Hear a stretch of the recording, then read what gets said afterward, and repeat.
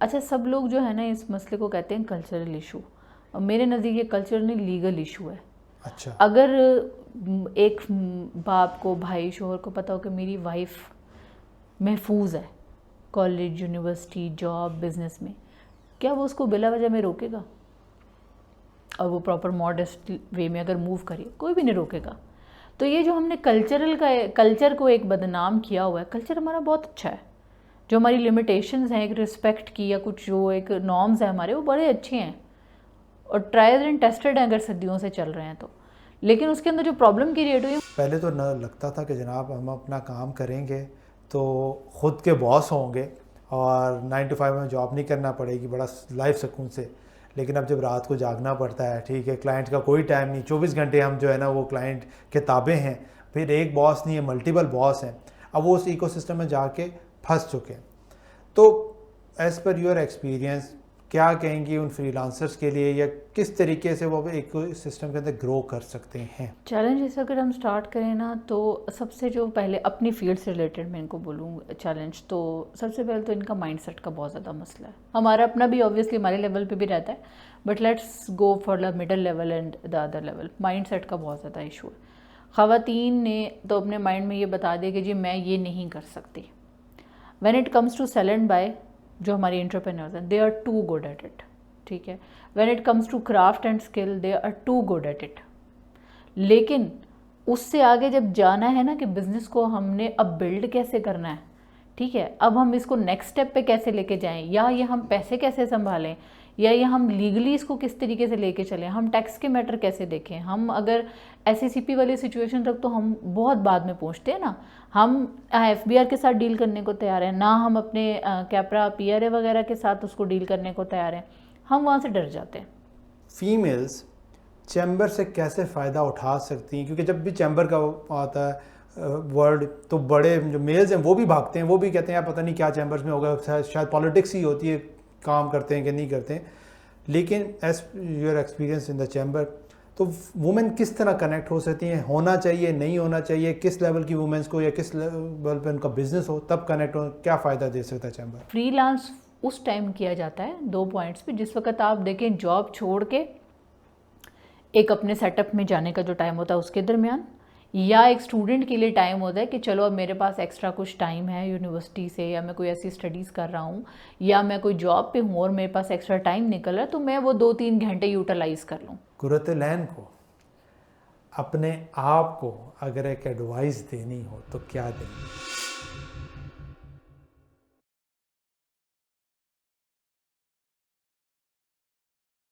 बिस्मिल्लाहिर्रहमानिर्रहीम, अस्सलाम वालेकुम। Welcome to another episode of road mapper podcast, जिसमें मैं कोशिश करता हूँ आपको उन एक्सपर्ट से मिलाऊँ जिन्होंने अपनी लाइफ में कुछ अचीव किया और हम जान सकें कि उनका अपना रोड मैप क्या रहा, और ख़ास तौर पर ये जानें कि उनकी स्ट्रगल्स क्या रहीं, ताकि आप अपने रोड मैप में उन स्टेप्स को फॉलो अप कर सकें, उन स्ट्रगल से बच सकें और अपने मंजिल तक जल्दी पहुँच सकें। आज जो हमारे साथ गेस्ट हैं, उनका तारुफ ये है कि फ़ीमेल वाले सेक्टर के अंदर, ख़ास तौर पर पेशावर के अंदर, उन्हें कोई भी डिपार्टमेंट, कोई भी चीज़ छोड़ी नहीं है IT, एंटरप्रेन्योरशिप और बिज़नेस से रेलिवेंट। तो काफ़ी कुछ इंशाल्लाह वो सीखने का भी मौका मिलेगा आपको, उनसे जानेंगे भी कि जितने वो क्या कहते हैं ऑर्गेनाइजेशन के साथ कनेक्टेड हैं, उनके रोल्स क्या हैं, किस तरह वर्कआउट कर रही हैं, किस तरह वो एम्पावर कर रही हैं फ़ीमेल्स को, और काफ़ी कुछ जानने का मौका मिलेगा। तो आज हमारे साथ जो मौजूद हैं गेस्ट, उनका नाम है कुरतुलैन मुमताज़, और बाकी सारी चीज़ें उनकी ज़बानी हम सुनेंगे कि जनाब वो क्या करती रहीं, क्या चल रहा है, वो सारी चीज़ें। अस्सलाम वालेकुम कुरतुलैन। वालेकुम अस्सलाम। कैसी हैं? ठीक ठाक। ठीक है कुरतुलैन, पहला तो हम कॉन्सेप्ट ये करते हैं कि अपने गेस्ट को कनेक्ट करवाते हैं ऑडियंस से, सही है? सो पहले ये अपडेट कर दें what you are currently doing, और फिर हम चीज़ों को बैक जाएंगे और कनेक्ट करना शुरू करेंगे डॉट्स। सो अभी क्या कर रही हैं करंटली? करंटली मैं सरहद चैम्बर ऑफ कॉमर्स के साथ एफिलिएटेड हूँ, उनके बोर्ड के ऊपर एज एग्जेक्टिव मेंबर। उसके अलावा मैं अपनी कंसल्टेंसी रन कर रही हूँ, एंड कंसल्टिंग प्राइवेट लिमिटेड। उसके अलावा इस वक्त इंटरनेशनल लेवल पे मेंटोरशिप कर रही हूँ वीडो के साथ, और फाउंडर इंस्टीट्यूट के साथ जो है वो मेंटोरशिप सेशंस जो हैं वो NIC फैसलाबाद के साथ यूजुअली चल रहे होते हैं, या ऑनलाइन जो NIC का कोहोर्ट चल रहा होता है उसके साथ एफिलिएटेड है।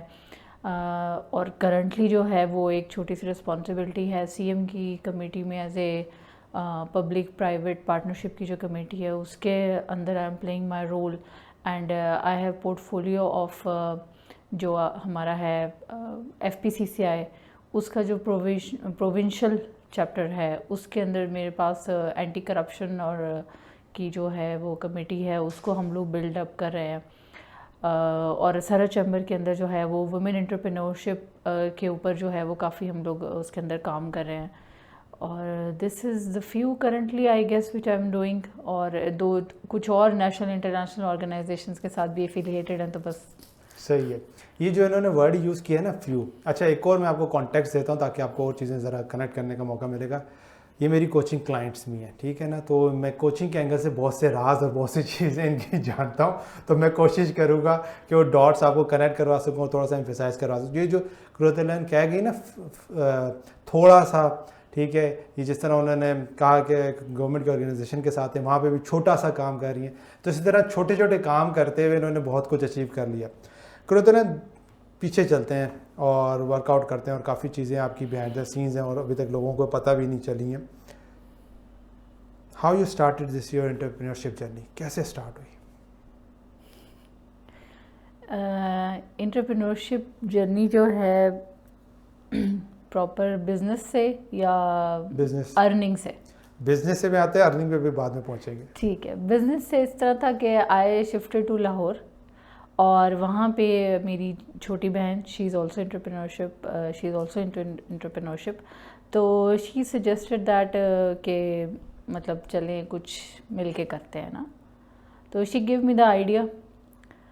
अब उनके साथ जब मैंने वो काम स्टार्ट किया तो वो विद इन 6 मंथ जो है वो हम लोग तो उस तरह साथ नहीं चल पाए, लेकिन मैंने इसको स्टार्ट किया था एन को बिल्ड करने से, ठीक है। और एन जो था that is kind of like के इस वक्त तक my sister was with me कि वेस्टर्न और ईस्टर्न फैशन को मिक्स करके हम उसको कुछ जो है वो डेवलप करें। बट लेटर ऑन जो है वो फिर मैं इसको ले गई बेस्पोक की तरफ, यूजली जो है वो मेंस वेयर की तरफ और जो और कट्योर की तरफ चले गए हम लोग।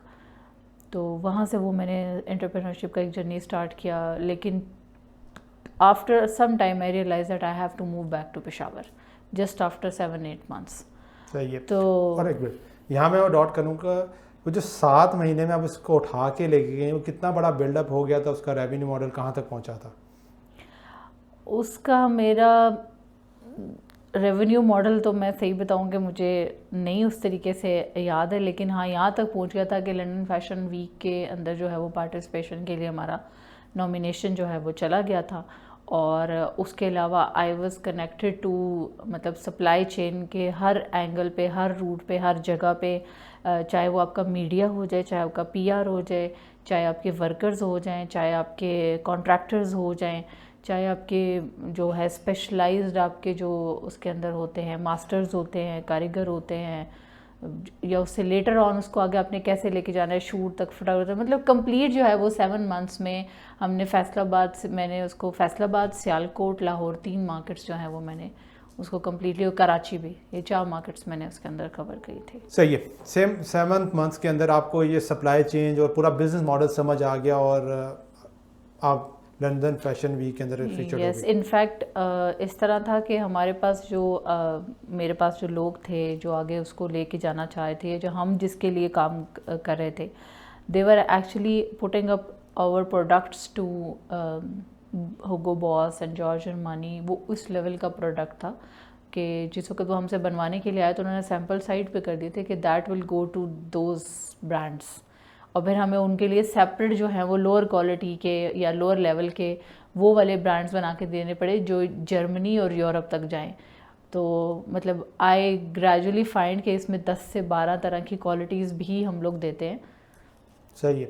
सो फैमिली की वजह से आप पेशावर मूव कर गए और फिर आपको यहाँ से स्विच करना पड़ा, क्या हुआ फिर बिजनेस को? फैमिली की वजह से पेशावर मूव करना पड़ा डेफिनेटली, और यहाँ पे ये था कि यहाँ पे इंडस्ट्री नहीं है, इस तरीके से ग्रूम नहीं है। अगर आपको यहाँ पे कुछ भी करना पड़ता है तो आपको कपड़ा फैसलाबाद, कराची, सियालकोट से चाहिए तो उसकी ट्रांसपोर्टेशन कॉस्ट, फिर आपको स्किल्ड लेबर नहीं मिलती, उसके लिए प्रॉब्लम होती है। और फिर ऑब्वियसली उस वक्त family situation, I had very young kids, तो मैं इतना ज़्यादा बार बार फ्रीक्वेंट ट्रैवल नहीं कर सकती थी। लाहौर से तो इट वाज इजी, लेकिन पेशावर से इजी नहीं था। तो फिर मैं आ गई, उस टाइम नया नया ट्रेंड आ रहा था ये जो हमारे ब्रांड्स होते हैं इनको ऑनलाइन सेलिंग करने का। ओके, ठीक है, तो फिर मैंने उस की तरफ थोड़ा सा इन टच किया। उसके और बारे में बताओ, वो क्या जर्नी रही? वो जो मार्केट थी उस वक्त वो इतनी टैप नहीं थी उस और ये हम वक्त। कौन से टाइम की बात कर रहे हैं, ईयर की अगर हम ये बात करें? अर्ली 2011-12 की बात कर रहे हैं। ठीक है, सही है, अच्छा। ठीक है, तो जब मैं पेशावर गई तो वहाँ तो बिल्कुल ही ये चीज़ अननोन थी। तो मुझे वहाँ पे इवन शॉपकीपर्स जो है, हमारा पेशावर का बड़ा फेमस सदर बाज़ार है, वहाँ से शॉपकीपर्स भी अप्रोच करते थे कि हमें ये सामान चाहिए। वो मैंने जो स्टार्ट किया उसमें जो बड़ी एक मेन चीज़ थी वो ये थी कि जब मैंने स्टार्ट किया तो मेरे पास उस वक्त बिल्कुल पैसे नहीं थे। ठीक है, तो मुझे अपनी फ़र्स्ट सेल जनरेट करनी थी, अपना वो नाम भी बनाना था, ब्रांड भी बिल्ड करना था। तो व्हाट आई डिड कि मैंने एक लकी ड्रॉ अनाउंस कर दिया। ओके, ठीक है, जब मैंने लकी ड्रॉ अनाउंस किया तो उसके अंदर एक जो डिज़ाइन था वो हमने बनवा के देना था। वो उस बंदे ने जिसने विन करना था उसको उस पर 50% ऑफ मिलना था।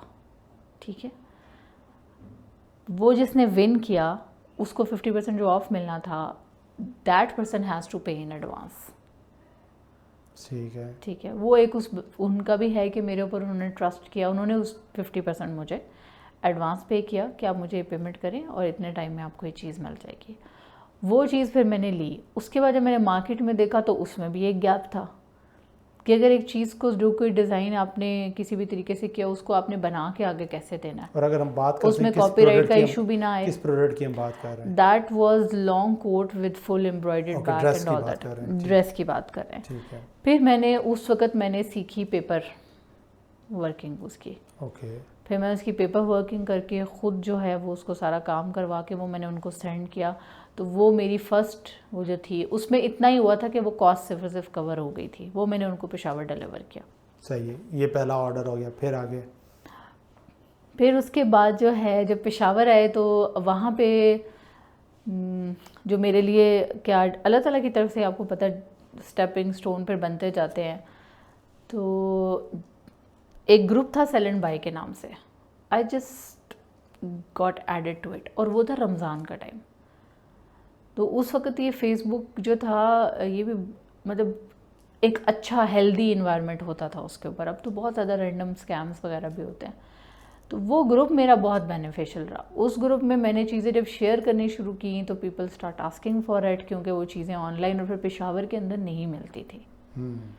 तो वहाँ से मेरा जो है वो कस्टमर बिल्ड हुआ। और बल्कि पेशावर का हमारा बहुत फेमस एक ब्रांड है दरीवड़ू, उन्होंने और मैंने इकट्ठा स्टार्ट किया। हम आज भी इकट्ठे काम करते हैं। अच्छा, सही है, ठीक है। ज़बरदस्त। ठीक है, ग्रुप के अंदर आया और क्योंकि मैं चाहूँगा ज़रा हम रेवेन्यू मॉडल तक भी जाएं। कितना बड़ा आप उस बिज़नेस को लेके थी और कितने अरसे में लेके गई थी? Then within 2 to 3 years वो बिज़नेस मेरा 8 डिजिट तक गया। 8 डिजिट इन मर्केंटाइल वैल्यू। ठीक है, प्रॉफिट उसका नेट प्रॉफिट जो है वो 10-15 के परसेंट अंडर के- जो है वो रहता था। सही है, 8 फिगर्स की बात हो रही है, ठीक है ना। तो माशाल्लाह ये काफ़ी कुछ करके आई हैं और जब आप आगे हम जर्नी में चलेंगे आपको सीखने का मौका मिलेगा। 2 पॉइंट्स यहाँ पे मैं कनेक्ट करता हूँ। एक चीज़, राइट टाइम पे या वो एक अपॉर्चुनिटी क्लिक हो गई, जिस तरह राइट टाइम पे आप पेशावर चली गई, उस टाइम पे मार्केट अभी बन रही थी नहीं थी, आपने एक तरीके से उसको अपनी एफर्ट से यूज़ किया। और फिर पावर ऑफ कम्युनिटी, जो आपने फेसबुक ग्रुप की बात की कि वो कम्युनिटी थी जहाँ से आपको एक एडवांटेज मिलना शुरू हुआ। अच्छा, फिर उसके बाद ट्विस्ट आता है कि आप एंटरप्रेन्योरशिप जर्नी से थोड़ा सा कट ऑफ हो जाती है। वो क्या था कि आप एक बिज़नेस को ज़ीरो से बिल्डअप करती हैं, 8 फिगर तक पाकिस्तान में लेके जाना, बीइंग अ फीमेल, और फिर पेशावर से बैठ के आप रन कर रही थी। और आप आज से 15 साल के तकरीबन पहले की बात कर रहे हैं, उस टाइम पे तो सिस्टम भी इस तरह नहीं था। फिर क्या होता है, फिर लाइफ में क्या ट्विस्ट आता है? फिर इस तरह था कि मुझे ये रियलाइज़ हो कि एक तो बच्चे मेरे थोड़े से बड़े हो गए, दूसरा I always use to crave back for my own profession, और दूसरा मैं जब ये बिज़नेस भी कर रही थी तो मेरा बहुत ज़्यादा इंटरेक्शंस रहता था फीमेल्स के साथ, बिजनेसेस के साथ। तो उसमें मुझे एक वो बहुत ज़्यादा आदत सी होगी उनको हर जगह पे उनकी हैंड होल्डिंग करने की, उनको बताने की, उनको ऑब्ज़र्व करने की कि कहाँ कहाँ पे मार्केट के अंदर गैप्स आ रहे हैं, किस तरीके से है। तो वहाँ से एक चीज़ हुई। दूसरा ये था कि जो मेरे ये बीच में मेरा 10-12 साल का एंटरप्रेन्योर जर्नी था, इसके अंदर मैंने अपनी जो लर्निंग थी वो नहीं छोड़ी थी। मैं क्लासेस की टर्म्स में, चाहे यूट्यूब के थ्रू, चाहे किसी और तरीके से, और फिर as my husband is also in my field, तो कभी कोई ऐसी चीज़ अपॉर्चुनिटी आ जाती थी जो मैं भी उसमें काम कर सकती थी, तो मुझे वहाँ पे भी एडवांटेज था कि मैं कुछ असाइनमेंट्स साथ साथ जो है वो करती रही, तो मैं अपने प्रोफेशन से ऑलरेडी इन टच थी। अच्छा, मैं एक और बात यहाँ पे कनेक्ट करूँगा, वो जो हमारी कोचिंग में डिस्कशन होती है ना, जिसको हम हॉट टॉपिक भी है हमारा, उस चीज़ को हम फोकस भी कर रहे हो, क्या यही रीज़न थी कि आप बिजनेस की तरफ फोकस हो गया, तो वो जो आपका सीए रुका, जो फाइनल ईयर तक आप पहुंची, ये वही टाइम है जहाँ पे सीए को आपने स्टॉप किया था, बिजनेस की तरफ जो फोकस हो गया था? सीए मेरा, हाँ जी, एक तो बिज़नेस के टाइम पे ज़्यादा स्टॉप हुआ, दूसरी उसकी बहुत सारी रीज़न्स थी कि हर किसी का अपना एक माइंडसेट होता है, ठीक है। मेरा एक माइंडसेट जो था वो वहाँ पे मेरे पास कम्युनिटी अवेलेबल नहीं थी जो हमारी फील्ड की हो, ठीक है। पेशावर में मोस्टली जो है वो फाइनल ईयर के स्टूडेंट स्टे नहीं करते, जो जिनको इस्लामाबाद पेशावर में यूजली अपॉर्चुनिटी नहीं मिलती या फैमिली नहीं जाने देती, तो कुछ इस किस्म की सिचुएशन है। और अगर है भी कम्युनिटी, ये नहीं है कि है नहीं है, लेकिन बहुत लिमिटेड है, और स्टूडेंट्स के तो आपस में वो इंटरेक्शन उस तरीके से, और फिर हम स्टूडेंट लाइफ से थोड़ा सा और आगे आ गए थे। सही है। तो वो उस तरह कम्युनिटी, एक इन्वायरमेंट बिल्डिंग, अच्छा अपॉर्चुनिटीज़ भी फिर उस वक्त उस तरीके से फ़ीमेल्स के लिए वहाँ पे वो नहीं है। तो अभी तक भी जो है वो मुझे लगता है कि उसमें बहुत ज़्यादा गैप है, मतलब आप कि जो एबिलिटी है ना एज ए प्रोफेशनल, वो कुछ और जगह पे यूटिलाइज हो सकती है, apart from just filing the vouchers and closing the day and all that. तो ये मेरा एक था। सही है। अच्छा, लेट्स सी कि ये बात किस तरह जाती है। हमारा जो मी एज अ कोच और इनके साथ जो वर्कआउट चल रहा है, उसमें हमारा एक क्रिटिकल पार्ट और जो एक गोल है जिसके ऊपर हम वर्कआउट कर रहे हैं, वो ये कि इनका सी हमने कंप्लीट करवाना है, ठीक है। और जिसके अंदर जो चैलेंज चल रहा है, वो चैलेंज यही चल रहा है, अगेन हम सिस्टम पे कर रहे हैं, काफ़ी चीज़ों पे वर्कआउट कर रहे हैं और काफ़ी चीज़ें इंशाल्लाह स्ट्रीमलाइन हो रही हैं। तो वो ऑडियंस जो आप में से सीए कर चुके हैं और या आखिरी ईयर्स में, तो आई विल हाईली रिकमेंड कि इनसे कनेक्ट हों और हेल्प हर आउट, ताकि वो थॉट प्रोसेस में, क्योंकि काफ़ी अरसे से जब बंदा स्टडी से दूर होता है तो वो जो है ना डिसकनेक्ट हो जाता है। अच्छा, अगेन और एक और बड़ा इंपॉर्टेंट पार्ट आता है यहाँ पे कि समटाइम्स आपको ऐसे डिसीजन लेना पड़ते हैं जो आपकी लाइफ में डिफरेंट ट्विस्ट लेके आते हैं। अगर आप शायद स्टडीज़ के ऊपर फोकस करते, शायद सीए तो आपका हो जाता, लेकिन ये जो जर्नी आपकी रही जिसके अंदर आपने बहुत कुछ सीखा, वो शायद आपको एक्सपोजर नहीं मिलता। ऐसे ही था? यस, मोस्ट प्रोबेबली अगर लाइफ में इतने ट्विस्ट नहीं आते तो ये जर्नी यहाँ पे नहीं मिलती, ना उधर होती, ना वुमेंस के लिए काम करती, ना इन ऑर्गेनाइजेशन का हिस्सा बनती, और शायद आप भी कहीं चार्टर्ड अकाउंटेंट बैठी होती ठीक है, सिस्टम वो चल रहा होता। तो ये भी बड़ा इंपॉर्टेंट एलिमेंट है कि आपको डिसीजन लेने पड़ते हैं और फिर लाइफ आपको एक डिफरेंट डोर पे लेके जाती है।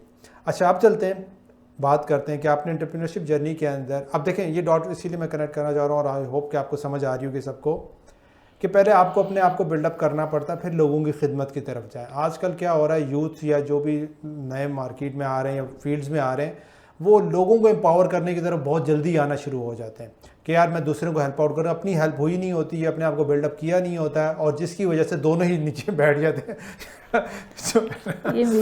ये मेरी क्लास भी हो रही है साथ साथ तो वो नीचे रह जाते हैं।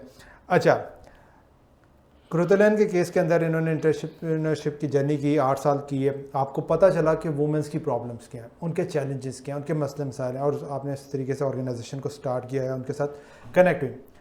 Let's discuss that specific part कि आज जो फीमेल्स हैं इस इकोसिस्टम के अंदर, क्या चैलेंजेस उनको आ रहे हैं, और फिर मैं इसको दूसरे सवाल पे लेके जाऊंगा कि अगर वो फीमेल्स जो हमें देख रही हैं, जो ऑलरेडी स्टार्ट कर चुकी हैं, करना चाहती हैं, उनकी जर्नी क्या हो। तो पहले स्टार्ट करते हैं चैलेंजेस से, क्या चैलेंजेस यहाँ पे फीमेल्स को आ रहे हैं? अच्छा, फीमेल्स के साथ साथ ना I would like to add कि जो मैंने एक इशू देखा वो स्टार्टअप्स के साथ भी देखा, ठीक है, क्योंकि एक आध प्रोग्राम में मैं जब गई तो वहाँ पे मेरे साथ काफ़ी सारे स्टार्टअप्स थे।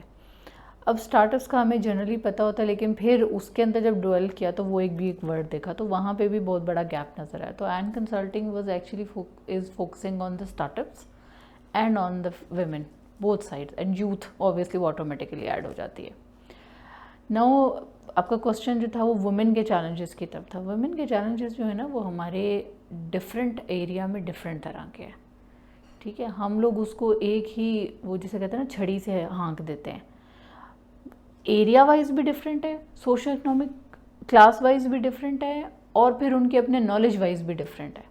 सही है। अब वो भी ख़वातीन, अगर मैं अपने कैटेगरी को फाइंड आउट करूँ तो मेरे मदर जो थी, मेरी खालाएँ, मेरी फूफियाँ, वो सारी एम्पावर्ड ख़वातीन थी। सबको जॉब्स की परमिशन थी, उन्होंने जॉब्स भी की हैं, पढ़ाइयाँ भी की हैं, हॉस्टल्स में जाके भी पढ़ाइयाँ की हैं, ठीक है, दूसरे शहरों में जाके पढ़ना और सारा कुछ। और उनसे जो ऊपर की भी जनरेशन थी, वेयर डू आई नो, वो भी एजुकेटेड किसी ना किसी हद तक रही है, बीच में एक रास्ता टूटने के अलावा। अब हमारे पास ऑलरेडी, हम लोगों के पास डिसीजन मेकिंग जो है वो पावर रही है हमेशा से, तो हमारे प्रॉब्लम्स टोटली डिफरेंट है। फिर एक मिडिल लेवल आता है जिसके अभी जो है वो एक घर के जो डिसीजन मेकर्स होते हैं वो ये रियलाइज़ करें कि वुमेन को भी बीच में पार्ट लेना चाहिए। फिर एक कैटेगरी वो है जो अभी भी इन सारी प्रॉब्लम्स को फेस कर रही है कि जी घर की तरफ से उनको परमिशन नहीं है, या एजुकेशन की वो चीज़ अभी तक इम्पॉर्टेंस उसकी रियलाइज़ नहीं हो रही। क्योंकि अगर आप देखें तो स्टार्ट्स भी यही बताते हैं, पता नहीं कितने मिलियन बच्चा अभी भी हमारा स्कूल से बाहर है। तो इसलिए हमें कैटेगराइज करने की ज़रूरत है कि कौन से लेवल की ख़वातीन के कौन से वाले मसले हैं। सही है। क्या यही रीज़न है कि आप इतनी मल्टीपल ऑर्गेनाइजेशन का हिस्सा रही कि एक ऑर्गेनाइजेशन एक स्पेसिफिक पॉइंट को, एक प्रॉब्लम या चैलेंज को फोकस किया था, तो आप अपना रोल वहाँ पे प्ले कर रही थी? यस, ये तो मुझे भी अभी पता चला। कोच का यही काम है कि पॉइंट आउट करवाना। अच्छा, हाँ। मैं चाहूँगा इस फीमेल वाले पार्ट को हम एम्फेसाइज करें, और लेट्स फोकस करते हैं, हमारी जो ज़्यादातर ऑडियंस होगी वो एंटरप्रेन्योरशिप या फीमेल्स वो जो ऑनलाइन खुद से कुछ करना चाह रही हैं, तो इस कैटेगरी और स्टार्टअप्स को भी अगर हम ले लें तो इनके चैलेंजेस को डिस्कस करते हो। फिर साथ साथ मैं चाहूँगा चैलेंज की आइडेंटिफिकेशन, और as per your knowledge, as per your experience, उसका कोई सोल्यूशन भी आप दे सकें तो ज़्यादा इनके लिए बेहतर होगा। चैलेंजेस अगर हम स्टार्ट करें ना, तो सबसे जो पहले अपनी फील्ड से रिलेटेड मैं इनको बोलूँ चैलेंज, तो सबसे पहले तो इनका माइंडसेट का बहुत ज़्यादा मसला है। हमारा अपना भी ऑब्वियसली हमारे लेवल पे भी रहता है, but let's go for the middle level and the other level. Mindset का बहुत ज़्यादा इशू है। ख़वातीन ने तो अपने माइंड में ये बता दिया कि जी मैं ये नहीं कर सकती। When it comes to sell and buy, जो हमारी एंटरप्रेन्योर्स हैं, they are too good at it, ठीक है। When it comes to craft and skill, they are too good at it. लेकिन उससे आगे जब जाना है ना कि बिज़नेस को हमने अब बिल्ड कैसे करना है, ठीक है, अब हम इसको नेक्स्ट स्टेप पे कैसे लेके जाएं, या ये हम पैसे कैसे संभालें, या ये हम लीगली इसको किस तरीके से लेके चलें, हम टैक्स के मैटर कैसे देखें। हम अगर SECP वाली सिचुएशन तक तो हम बहुत बाद में पहुंचते हैं ना। हम FBR के साथ डील करने को तैयार हैं ना, हम अपने कैपरा PRA वगैरह के साथ उसको डील करने को तैयार हैं, हम वहाँ से डर जाते हैं। अब उसमें कुछ जो किसी हद तक हाथ जो है वो ओवरऑल एनवायरनमेंट का भी है, क्योंकि टैक्स तो एक वैसे ही जिन की तरह हम सबको लगता है, तो ख़वातीन उससे ज़्यादा डर जाती हैं, घर वाले और डरा देते हैं। तो ये एक बहुत बड़ा एलिमेंट है कि इनका माइंडसेट। फिर इनका ये माइंडसेट नहीं है, एक तो डर, दूसरा आगे बढ़ने का ही माइंडसेट नहीं है। अच्छा बस ठीक है, मेरा गुजारा हो रहा है तो ठीक है, हाँ चीज़ बिक रही है, मैं चीज़ और ख़रीद रही हूँ, मेरी आ रही है, मेरी जा रही है, बस ठीक है, मुझे ज़रूरत नहीं है, मैं इससे आगे का, मैं वो नेक्स्ट लेवल सोचना, एम्प्लॉयमेंट देना, कोलैबोरेशन करना, टीम बिल्ड करना, कोई उस तरफ ख़वातीन नहीं जाती। जबकि स्कोप और इनके पास पोटेंशियल बहुत ज़्यादा है, ख़ास तौर पे जो लोग हैंडीक्राफ्ट्स के अंदर काम कर रही होती हैं, या जिन लोगों का इस तरह का माइंडसेट होता है जो सेल परचेज़ में बहुत ज़्यादा अच्छी होती हैं। तो ये वाले इनके चैलेंजेस। अब स्टार्टअप्स की तरफ जब आते हैं तो उनका एक अलग लेवल का चैलेंज है। उनका सबसे बड़ा जो मेरी नज़र में है कि हमने बच्चों को स्टार्टअप खेलना सिखा दिया। सही है, ठीक है, तो पैसा ले लो, स्टार्टअप का गोल ही है कि जल्दी से फंडिंग ले लो एंड यू अचीव, मतलब उसको प्राउडली आप कहते हैं कि अभी तो मतलब फंडिंग से मुराद ये कि आपको पैसे मिले काम करने के, अभी तो कुछ किया ही नहीं है आपने। अच्छा आगे कंटिन्यू। तो वही होता है ना, जब वो पैसे नहीं आते, जब वो तो कुछ दिन के बाद पता चलता है कि अच्छा नहीं, ये तो इतना शाइनी सिंड्रोम था सिर्फ और सिर्फ, तो फिर वो कोई जॉब में घुस जाता है, कोई कहीं घुस जाता है, कोई कहीं चला जाता है, और फिर वो अपने आप को कहते हैं जी हमने एक फेल्ड स्टार्टअप का एक्सपीरियंस भी ले लिया है, तो हम, तो ये एक बहुत बड़ा इशू है। स्टार्टअप जो है ना, देखें उसका आइडिया टिपिकली एक आइडिया से होता है, एक ऐसा आइडिया या एक ऐसा प्रोडक्ट सर्विस जो डिसरप्शन क्रिएट करता है, उसके MVP या उसके लोअर लेवल को डेवलप करने के लिए आपको जो फंडिंग चाहिए, उसमें फिर बिजनेस के एस्पेक्ट्स नहीं आने चाहिए। Don't move their mind towards learning the funding and team building and everything. Just focus कि एक बंदे के पास वाकई एक बहुत अच्छा आइडिया हम इमेजिन करते हैं, जो ऐसा वाकई स्टार्टअप आइडिया है, तो फिर उसको फोकस अपनी फंडिंग और उसकी जितनी आपकी जो इंक्यूबेशन एक्सेलरेशन का फोकस होना चाहिए कि उसका वो प्रोडक्ट रेडी हो जाए पहले। ठीक है, हम उसको 6 महीने के साइकिल में पूरा बिजनेस पढ़ाने की कोशिश करते हैं, वो बिजनेस के साइकिल में फंस जाता है, उसका कुछ भी नहीं बनता। 2.5-3 साल के बाद जाके वो किसी ऐसी जगह पे आता है कि वो कह सके कि हाँ जी मैंने कुछ सीख लिया। सही है। तो अच्छा, यहाँ पे ना इनडायरेक्टली बहुत से लोगों की क्लास भी हो रही होगी, बहुत से लोगों को जो है ना कुछ सिग्नल्स भी जा रहे होंगे, और जो जिस तरह लेना चाहता है उसके ऊपर ही हम छोड़ते हैं।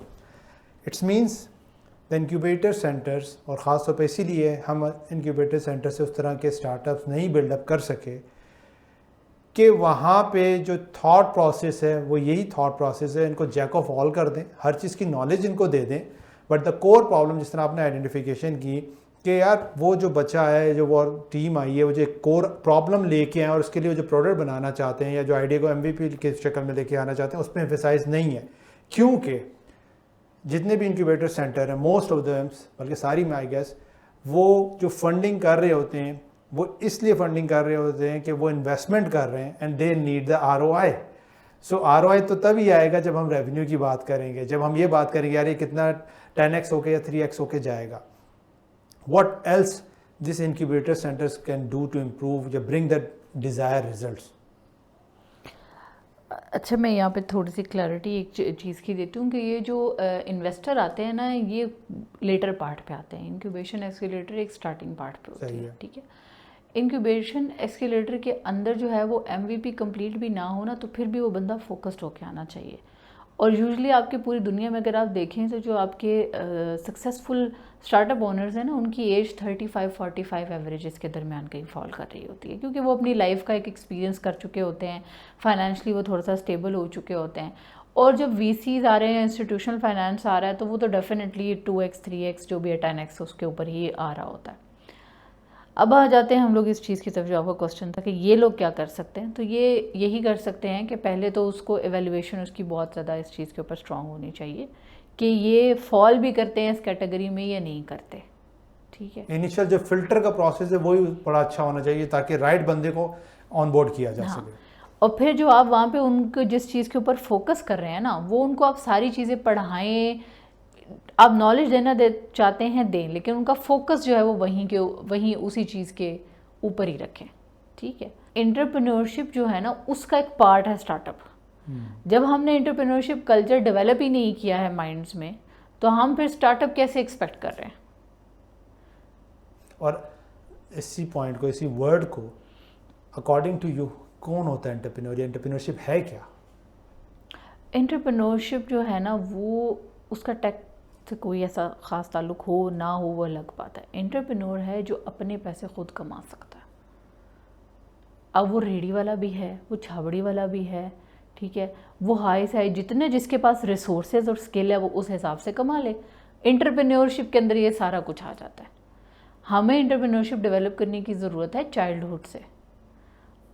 जो बच्चे, अब जैसे मेरे अपने बच्चे हैं, हमारे बच्चों के स्कूल में क्या होता है कि वो एक छोटे से इवेंट्स करवाते हैं, उन इवेंट्स के अंदर बच्चे चीज़ें लेके जाते हैं बना के। मेरे बच्चे तो खुद ही बना के लेके जाते हैं। जब बच्चे बना के लेके जाते हैं वो बेचते हैं, वो सेलिंग स्किल सीखते हैं, मार्केटिंग स्किल, ब्रांडिंग स्किल। ठीक है, फिर कम्युनिकेशन सीखते हैं, परसुएशन सीखते हैं, इन्फ्लुएंसिंग सीखते हैं। फिर उसके बाद वो वहाँ से ला के, अब क्योंकि ऑब्वियसली चार्टर्ड अकाउंट्स का घर है तो उनको बैठ के अकाउंट्स भी बनाने पड़ते हैं। सही है। ठीक है, और तो वो उसके अंदर फिर उनकी टैक्सेशन भी कटती है, उसके अंदर उनको जवाब भी देना पड़ता है कि जी हमने इतना इन्वेस्ट किया, अगर लॉस हुआ है तो क्यों हुआ है, कहाँ पे हुआ है। तो ये चीज़ें बच्चे सीखते हैं। अगर हमें एंटरप्रेन्योरशिप का कल्चर वहाँ से नहीं डाल सकते तो एटलीस्ट यूनिवर्सिटी से तो डाल सकते हैं ना। ये जो हम लोग बिजनेस स्टडीज़ के कुछ और इकोनॉमिक्स के कुछ कॉन्सेप्ट हैं, कुछ एंटरप्रेन्योर के बेसिक कॉन्सेप्ट हैं, या आप कह लें कि ये जो एक्सीलरेटर्स या हमने जो इंक्यूबेशन सेंटर है इनका जो करिकुलम रखा हुआ है, ये करिकुलम हम यूनिवर्सिटी के 5 साल 4 साल के अंदर हम एक्सपैंड नहीं कर सकते? कर सकते हैं। ठीक है, कुछ यूनिवर्सिटीज़ कर रही हैं तो वो बच्चे थोड़ा सा लर्न करके आते हैं, लेकिन वो उसमें क्या होता है कि वो उनके अंदर वो कोर चीज़ों के बजाय इंटरप्रेन्योरशिप पढ़ाते हैं। और बहुत सारे लोगों के माइंडसेट में है कि ये इंटरप्रेन्योरशिप कुछ अलग चीज़ है और इंक्यूबेशन एक्सीलरेशन में जाके आप कुछ और चीज़ सीखते हैं। वो उसको स्टार्टअप फोकस करते हैं। Obviously startup focus is very different thing.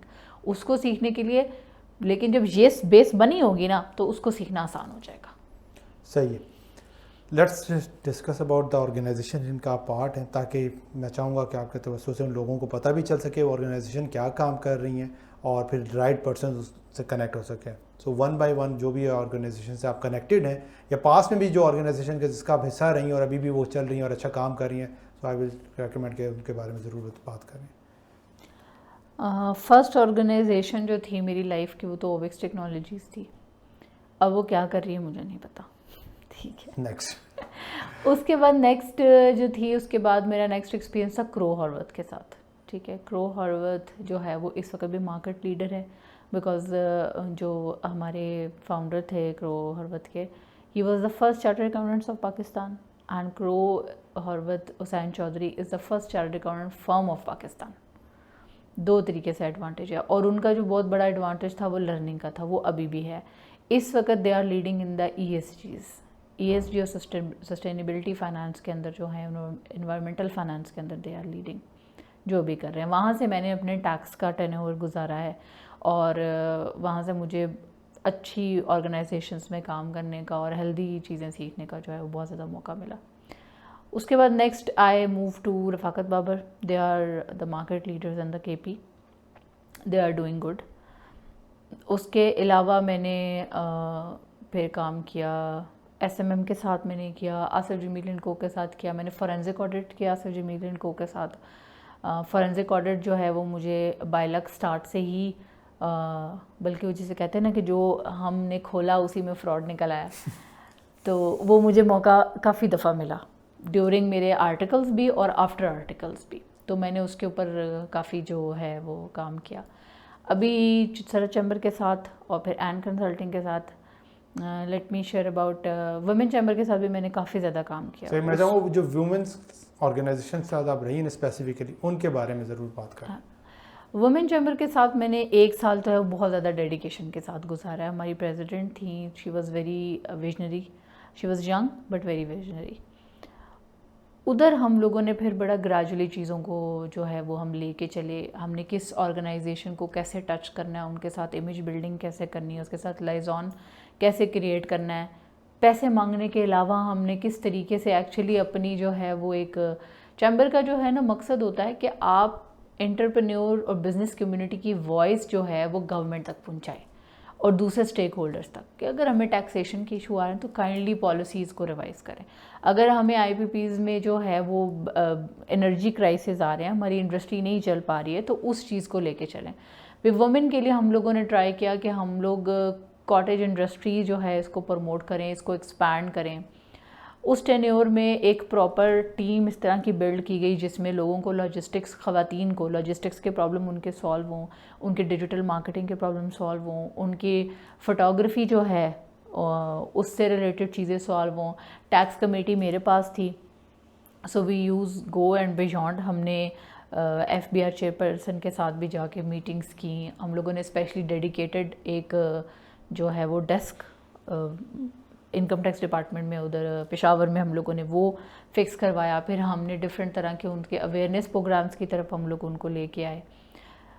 SECP के साथ हम लोग ले, फिर FTO के साथ हम लोगों ने उसको एफिलिएट किया। तो that was a long journey. उस टाइम में हम लोग सुबह जो है वो 9 बजे शुरू होते थे और रात को 10, 11, 12 भी हमें बच जाते थे वर्क ऑन करते हुए। इसको मैं थोड़ा सा और कनेक्ट करते हैं फीमेल्स कॉन्टेक्स्ट के अंदर, कि फीमेल्स चैम्बर से कैसे फ़ायदा उठा सकती हैं, क्योंकि जब भी चैम्बर का आता है वर्ड तो बड़े जो मेल्स हैं वो भी भागते हैं, वो भी कहते हैं यार पता नहीं क्या चैम्बर्स में होगा, शायद पॉलिटिक्स ही होती है, काम करते हैं कि नहीं करते हैं। लेकिन as your experience in the chamber, तो वुमेन किस तरह कनेक्ट हो सकती हैं, होना चाहिए नहीं होना चाहिए, किस लेवल की वुमेन्स को या किस लेवल पे उनका बिजनेस हो तब कनेक्ट हो, क्या फ़ायदा दे सकता है चैम्बर? ये आपका सवाल दो धारी तलवार की तरह वैसे, लेकिन इसमें यह है कि देखें चैम्बर की अपनी, अव्वल तो पहले चैम्बर को अपना काम समझ आना चाहिए और उनको पता होना चाहिए कि क्या करना, उनकी कैपेसिटी बिल्डिंग कंप्लीट हो।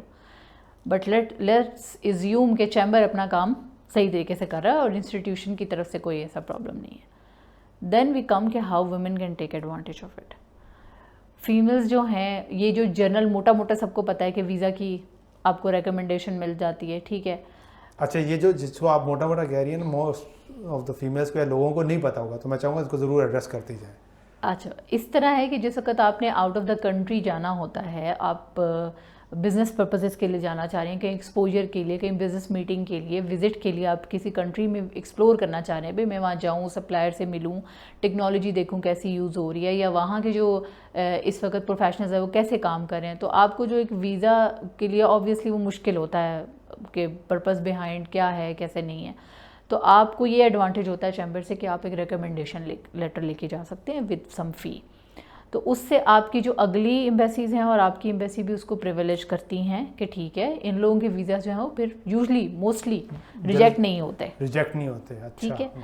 दूसरी चीज़ ये हो जाती है कि आपके पास जब ग्रांट्स आते हैं, लोन्स आते हैं, या कुछ भी इस तरह के एडवांटेजेस होते हैं, तो वो एक तो इन्फॉर्मेशन आपको पहले मिलती है, और दूसरी चीज़ ये होती है कि आपके पास जब एक टैग होता है ना कि आप चैम्बर के मेंबर हो, तो इसकी 2-3 चीज़ें कि आप एक लीगल एंटिटी हो, आप ऑथेंटिक एंटिटी हो, और आपका रनिंग बिजनेस है।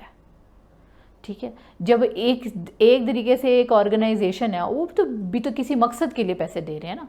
जब उनको पता है कि आगे एक खातून हैं, उनके पास ये 3, वो ऑथेंटिक भी हैं, लेजिट भी हैं, रनिंग बिजनेस भी हैं, तो वो एक लेजिटिमेट पर्सन है, तो वो उनको खाम में एक एडवांटेज, एक अश्योरेंस मिल जाती है कि अच्छा ये फेक नहीं है, फ्रॉड नहीं है, स्पैम होने के चांसेस जो हैं वो रेयर है। ठीक है। इनफैक्ट कुछ बैंक्स तो ऐसे भी हैं जो कहते हैं कि अगर हमें चैम्बर जो है वो लेटर दे दे कि ये हम गारंटी लेते हैं, तो वो माइक्रो फाइनेंसिंग के लिए भी तैयार हैं। लेकिन क्योंकि किसी इंस्टीट्यूशन किसी इंडिविजुअल की बिहाफ पे गारंटी नहीं ले सकता, तो वो लेता नहीं है। बट इस हद तक ट्रस्ट होता है चैम्बर के ऊपर। गवर्नमेंट का भी ट्रस्ट होता है, और फाइनेंशियल सर्विस प्रोवाइडर्स का भी होता है, बैंक्स का भी होता है, इंटरनेशनल भी आपके ऊपर इसका बहुत ज़्यादा एडवांटेज होता है। तो ग्रांट्स, लोन्स वगैरह हो गए। फिर ये कि आपको मार्केटिंग की फैसिलिटी होती है, फिर आपके डेलीगेशंस जाने के आपके पास बहुत ज़्यादा चांसेस होते हैं, फिर आपकी ट्रेड डेवलपमेंट के अंदर बहुत ज़्यादा, एक्सपोर्ट्स के ऊपर, इंफॉर्मेशन एक्सेस के ऊपर, मतलब आपकी एक वर्थ ऐसे बिजनेस अगर कोई बनाना चाहे तो वो चैम्बर से बहुत अच्छी और बेहतरीन तरीके से बन सकती है। आपकी बातों से ये भी फील आ रहा है कि ना सिर्फ वर्थ बल्कि आपको लर्निंग या आपको एक्सपोजर भी बहुत अच्छा मिलता है, जो कि आपको काफ़ी ज़्यादा फ़ायदा दे सकता है। ऐसे ही है एग्जैक्टली। और मैं इसको एक और डॉट को कनेक्ट करेंगे। चैम्बर ज्वाइन करने से पहले आपका थॉट प्रोसेस क्या था, और चैम्बर में जाने के बाद क्या चीज़ें देखी?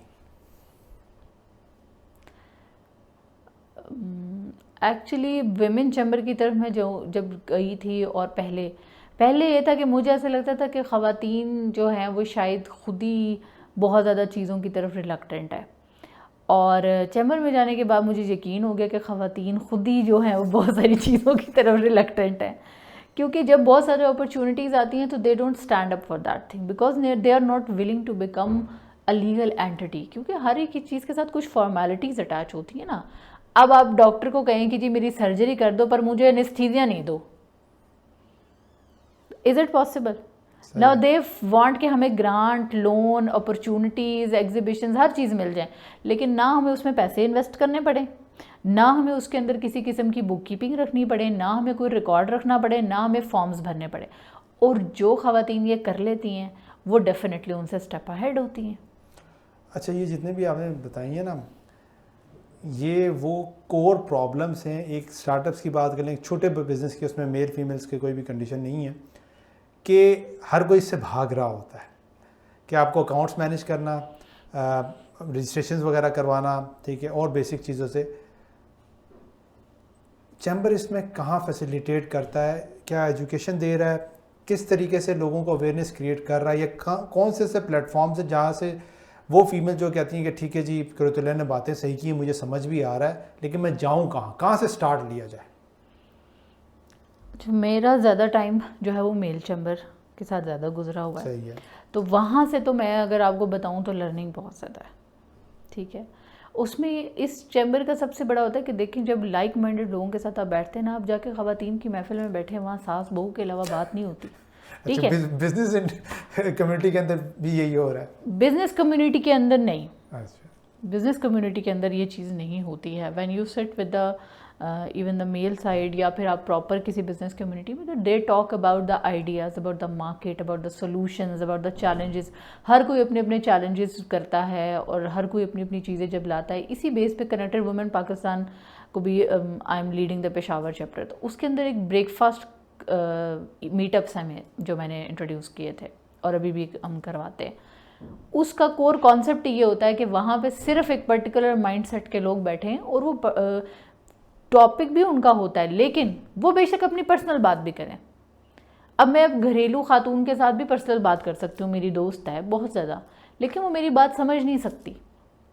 इवन मैं पर्सनल अपने देखें, मैं अगर अपने हस्बैंड के भी साथ कोई मेरी है बात या सास के साथ भी है, अगर मैं किसी दूसरी खातून जो वर्किंग है या एंटरप्रेन्योर है उनके साथ बात करूँगी तो उनका माइंडसेट और जवाब कुछ और होगा। अगर मैं किसी हाउसवाइफ के साथ बात करूँगी तो उसका माइंड और जवाब कुछ और होगा। तो उस चीज़ के लिए वो चीज़, और फिर चैम्बर भी यही चीज़ कैटर करता है। चैम्बर में तो आपको हर वक्त ये चीज़ मिल जाती है। जब एक जैसे माइंड बैठे होते हैं तो वो एक दूसरे के पर्सनल और जो है ये बिजनेस प्रॉब्लम सारे के सारे आपस में डिस्कस करते हैं, एक दूसरे के लिए टीम बिल्डिंग का काम करते हैं। अच्छा, चैम्बर जो है वो फिर ट्रेनिंग्स अरेंज करता है। अगर आपकी ट्रेनिंग जो है स्मैडा के थ्रू, स्मैडा के साथ मैं अप्रूव्ड कंसल्टेंट ट्रेनर हूँ, तो दे टेल स्मैडा, और जैसे हमारी एन कंसल्टिंग है, हमें अगर अप्रोच करते हैं कि भाई हमारे जो एंटरप्रेन्योर्स हैं इनको टैक्स समझ नहीं आ रहा, आप इनको सर्विसेज ना दें, आप इनके टैक्स जो है वो उसकी सिर्फ बातें सुन के, इनके इशू सुन के इनको बता दें कि भाई कौन कौन सी चीज़ एप्लीकेबल हो रही है, ये क्या क्या चीज़ प्रिपेयर करके रख लें। मैंने तो ये बहुत दफ़ा सजेस्ट किया है डिपार्टमेंट्स को, ख़ासतौर पे FBR और जो हमारे KPRA वगैरह PRA SRA हैं इनको, कि जिस वक्त आपके पास कोई रजिस्ट्रेशन के लिए आता है ना, तो आपके पास एक बुकलेट या आपके कोई चीज़ एक ऐसी होनी चाहिए जो आप उसको दो, या उसको बैठा के कहो कि इस बंदे के पास जाओ और 15 मिनट या आधा घंटा लगा कर आओ, उसको बेशक आप फीस पे करें या दूसरा बंदा, तो वो बताए कि भाई ये चीज़ मेंटेन कर लो, ये चीज़ तुम पे एप्लीकेबल हो रही है, और लेटर ऑन भी आपको उनके साथ इन टच रहना चाहिए। अब बिज़नेस शुरू हो जाता है, जिस वक्त वो कहीं पे कुछ गलती कर देता है तो नोटिस आता है, या पीछे से कुछ और मसला होता है तो उसको पता चलता है, तो डरना तो है लोगों ने। ये तकरीबन 4-5 साल से I am suggesting this thing कि एटलीस्ट एक स्टैंडर्ड या कम से कम आप प्रिंट आउट करके रख लें कि उन्हें वो ब्रोशर पकड़ा देंगे, जी आपने बिज़नेस रजिस्टर करवाया है, आप ये कर लें। कोई भी नहीं जाके आपका यूट्यूब के चैनल के ऊपर पूरी स्टोरी सुनेगा कि जी इसको ऐसे कर लें, इसको वैसे कर लें, उसको वैसे कर लें। बुलेट पॉइंट्स में, चेक पॉइंट्स में चीज़ दें उनको। सही है, और यही कोर प्रॉब्लम है कि अक्सर लोग इसी वजह से उन चीज़ों में जाते नहीं हैं, लीगलिटी में नहीं जाते हैं कि यार पता नहीं बहुत कॉम्प्लिकेटेड है, एक ये चीज़ है। दूसरा, और कोई स्टेप ऐसे ले लेते हैं जो कि लीगल्स के अंदर नहीं आते या उसके अगेंस्ट चले जाते हैं, तो फिर वो घबराते रहते हैं यार इसको रिजॉल्व कैसे किया जाए, फिर वो दूर होना शुरू हो जाते हैं। तो अवेयरनेस वाली बात जो आपने की बड़ी इंपॉर्टेंट है। कुछ कनेक्ट करते हैं, और मैं चाहूँगा अगर तीनों टीयर्स पे हम बात कर सकें वुमेंस के एंगल से। आप मल्टीपल ऑर्गेनाइजेशन का सरिए नीचे से स्टार्ट करते हैं, वो जो बिल्कुल ही ग्राउंड लेवल पे, ग्रास रूट लेवल पे फीमेल्स हैं और बिज़नेस की तरफ या कुछ मूव आउट करना चाह रही हैं, वहाँ पे क्या हो रहा है और कौन सी ऑर्गेनाइजेशन उनके लिए बेहतर है कि उस लेवल पे कुछ सीखना चाह रही हैं। तो पहले उतर फिर स्टेप बाय स्टेप चलते हैं।